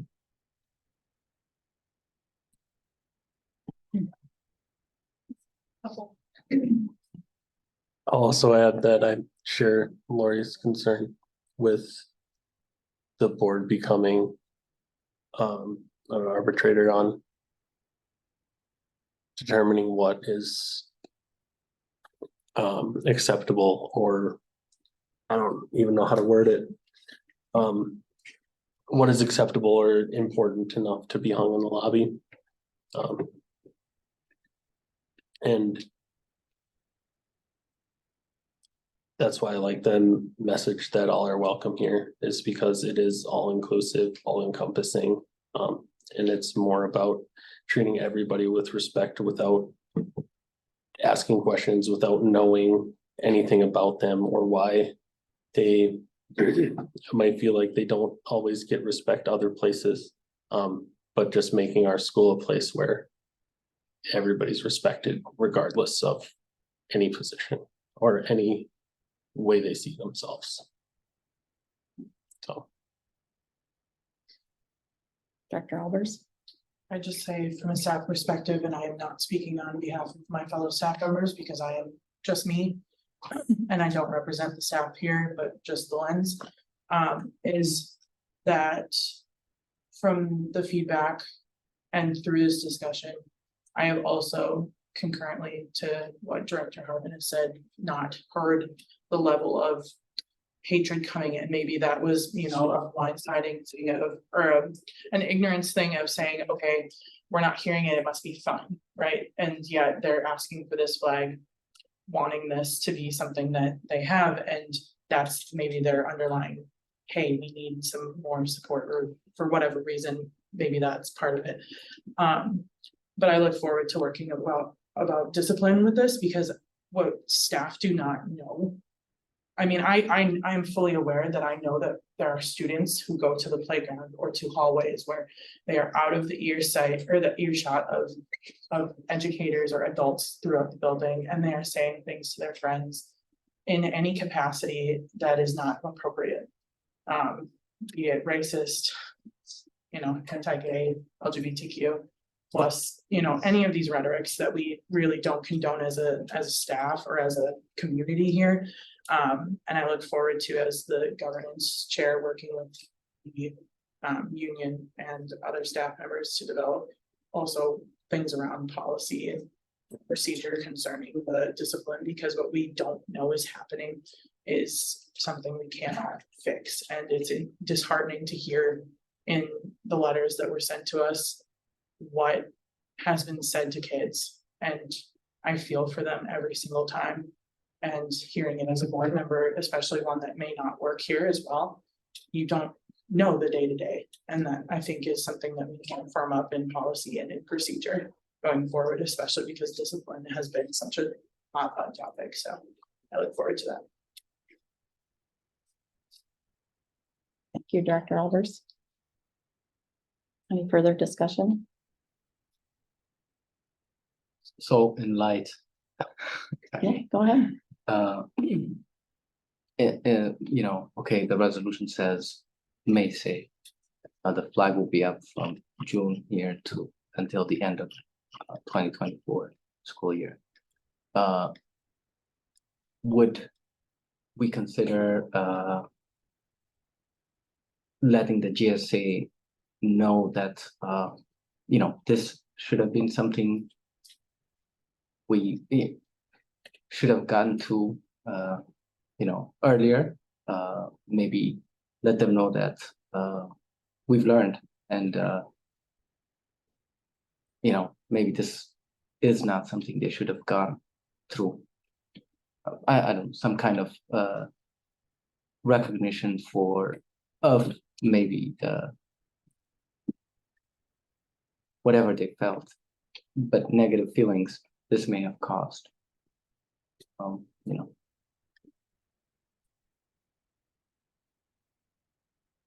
So that would be one thing, and another one would be I don't know if they want the GSA or anyone else would want to have some kind of statement for the flag.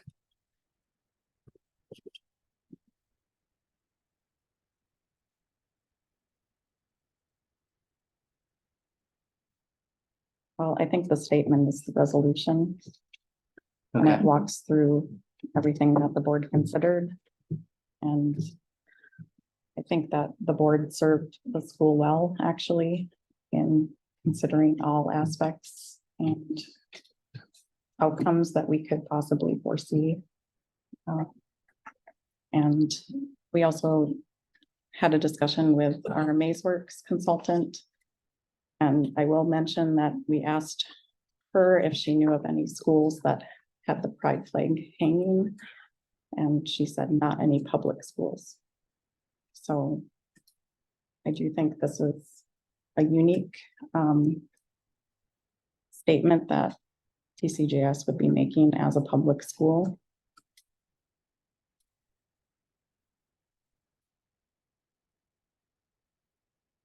Pride flag is not hanging in Central High School's atrium tonight.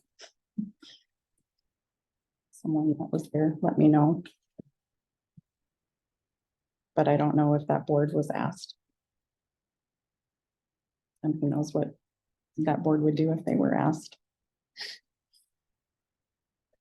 I'll share in the sentiment that this board acted, in my opinion, appropriately with taking time and consideration and exploring all thoughts and concerns and questions before making a decision. And that it was rather quick in the scheme of things. I mean, 6 weeks with weeks of meetings. Right. A lot of smaller decisions take a lot longer.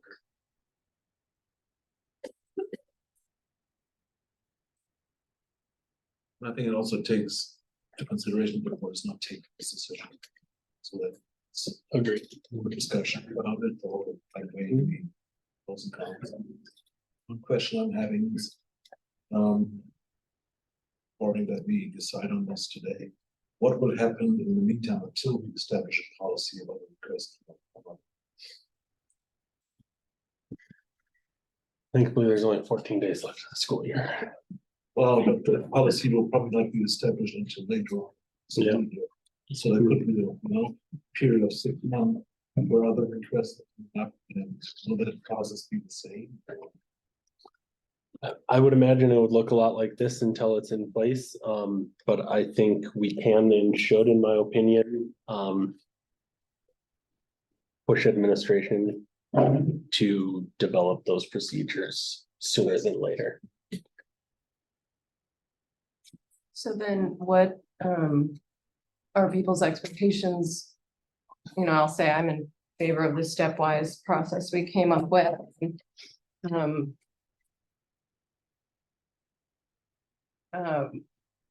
What happens at the end of the next school year? The flag comes down?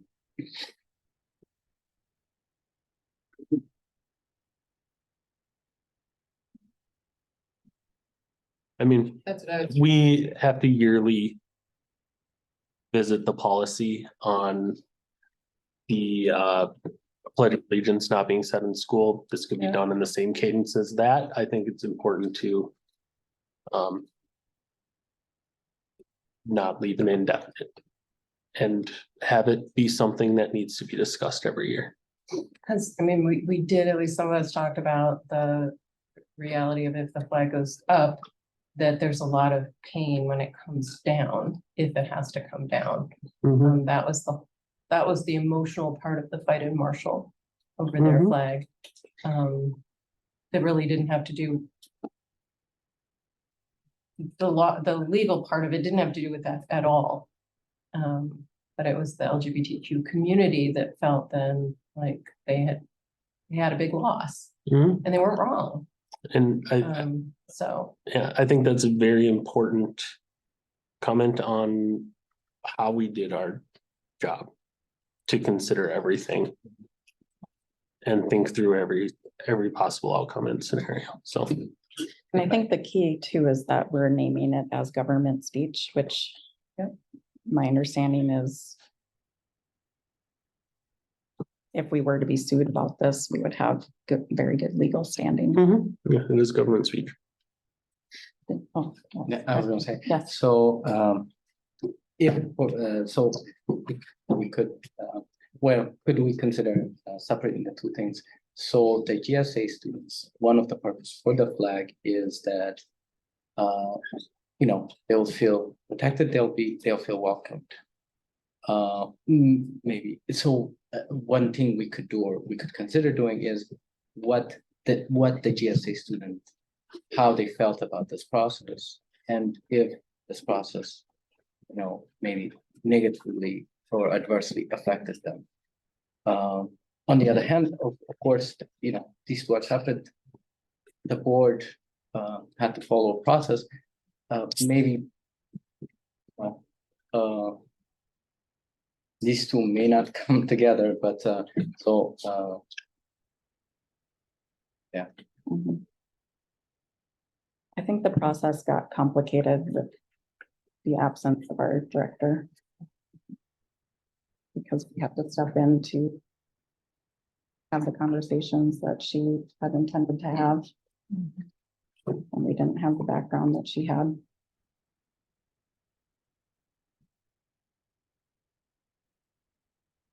All right. So first we need to approve the amendment. All those in favor of the amendment as proposed by Director Dayton, say aye. Aye. Opposed, say nay. Nay. Are we record abstentions? Are we allowed to Do you have a conflict of interest? No. Okay. I'm saying nay.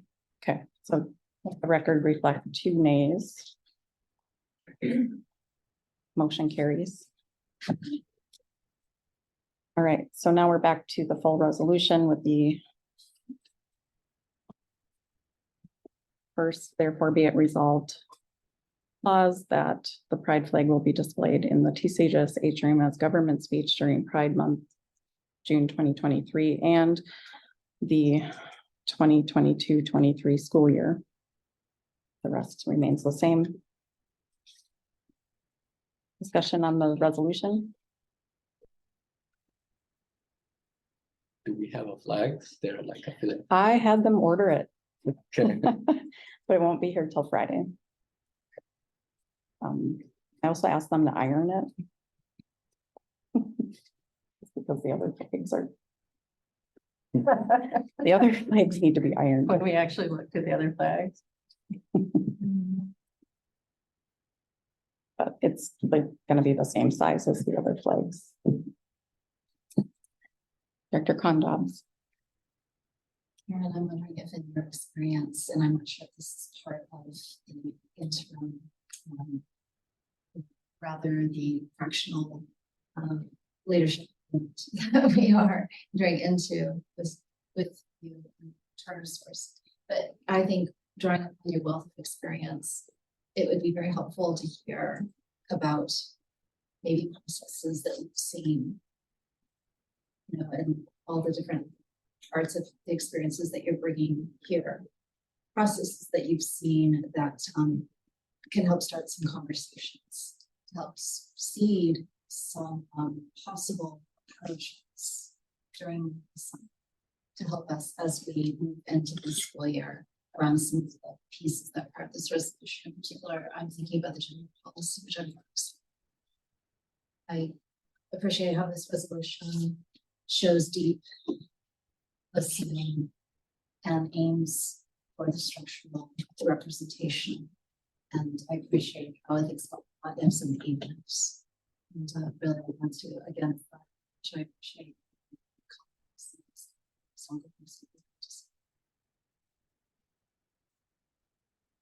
Thank you. Yeah, I mean, this is a common topic in board meetings right now, and it's a lot of good models and examples out there.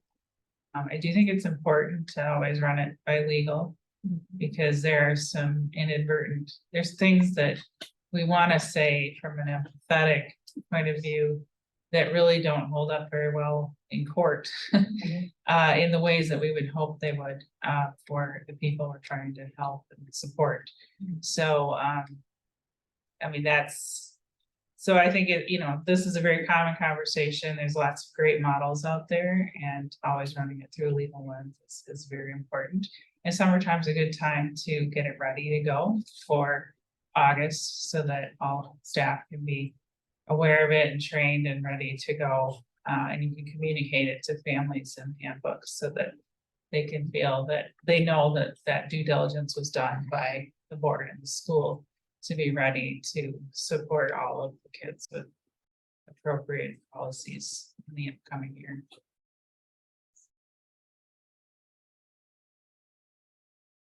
All right, further discussion. Just note that it's already on my policy calendar for working on this summer. Very good. I'll be asking for some help. Yeah, of course. Thank you. You want some models? Absolutely. Some in the MDE toolkit. Yes. Okay. All those in favor? Oh, question, is it possible to vote separately on the amendment and the original resolution? Or the pieces of it?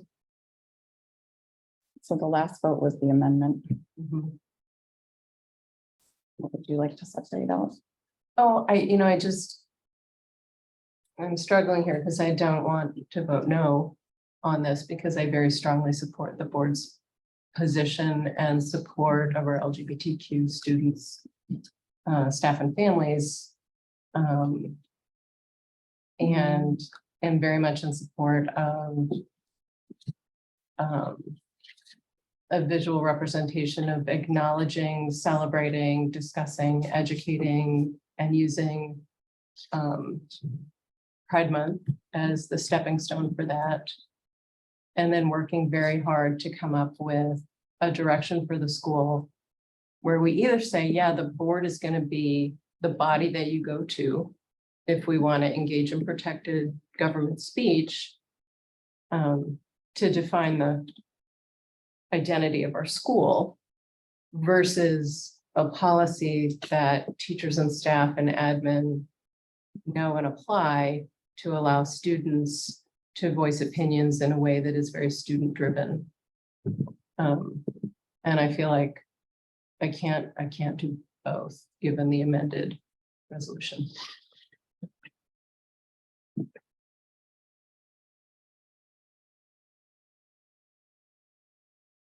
Oh, I'm thinking, If you pull out the part that directs the school to develop a policy for this kind of speech, that would give you a chance to vote yes on that. In support. Mhm. That's what it is for you. Yeah, that's my hesitation with the full year Or just as well. pull out the amendment for a separate vote to display it in the 2023-24 school year. That wasn't the amendment though. Amendment text. Hmm? That wasn't the amendment though, in the amendment text. I know. But that was an amendment, right? That was the add. The amended piece was to add to display it for the 23-24 school year. Yes. Okay, I know. That's fine.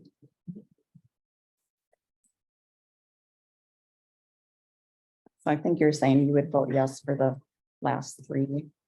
I would vote yes for the resolution as it was developed as of this morning, Mhm. and strong and enthusiastically yes. Mhm. I will say our lawyer is outside. We are running late. Oh, yeah, we probably have to vote to continue. Mhm. Yep. If you wanted to consult with the lawyer. No, okay. All right. Do you want to make an amendment? Kind of. Based on, well, sure, I guess I'll make an amendment to, what do I take out? The school year display and put it in a separate motion.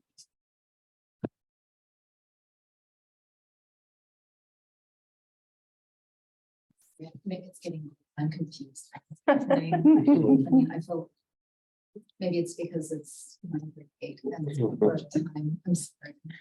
What's happening? Can someone help? Point of So- order to extend time, but Thank you, Director Albert. Okay, I think we need to extend time to 10:30. Sweet. I'll second it. All those in favor of extending the meeting to 10:30, say aye. Aye. Opposed, say nay. Nay. Thank you, motion carries. So it's under what time? 10:30.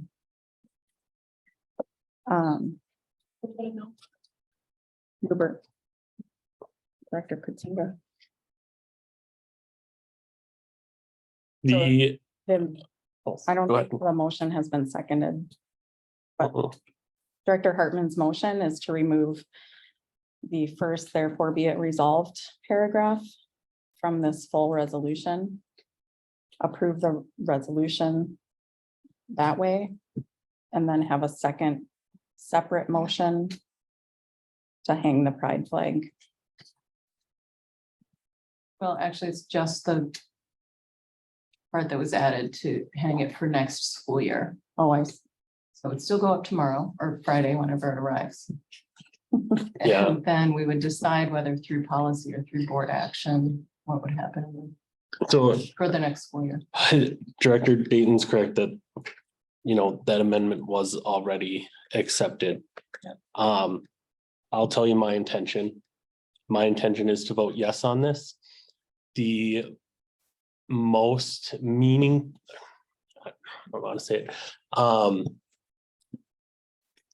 of the people that spoke today, there was a student, I forget their name, said chasing ghosts. It really got to me. And I will say publicly, my intention is to vote yes for this. Because of that, And the first time that we get another request for a different student group to hang a flag in the atrium, I will vote no, and I will make an amendment to take down the pride flag. What's that? His name was Gustav Beaton. Okay, so that's where I'm at. I'll vote yes. If it's true that we're chasing ghosts, which I very much hope is the case, great. But if we get another request, I will be voting no, no questions asked. And I will also make an amendment to take down the pride flag, because then we found the ghost. So that's my intention and why I feel comfortable voting yes while sharing your concerns.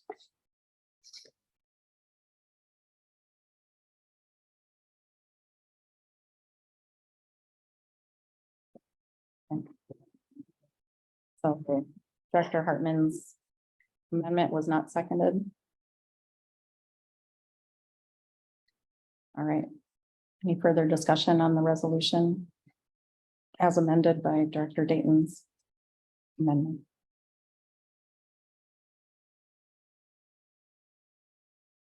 Hearing none. All those in favor of the resolution as amended, please say aye. Aye. Those opposed say nay.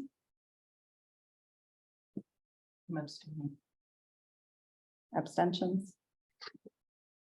Hartman. Motion carries. Thank you. All right, I gotta go let the attorney in, but. All right, thank you all who attended online. I appreciate that. And the board will continue to meet in closed session to discuss our union negotiation strategies with the attorney. We'll recess for 5 minutes, reconvene in closed session. Thank you.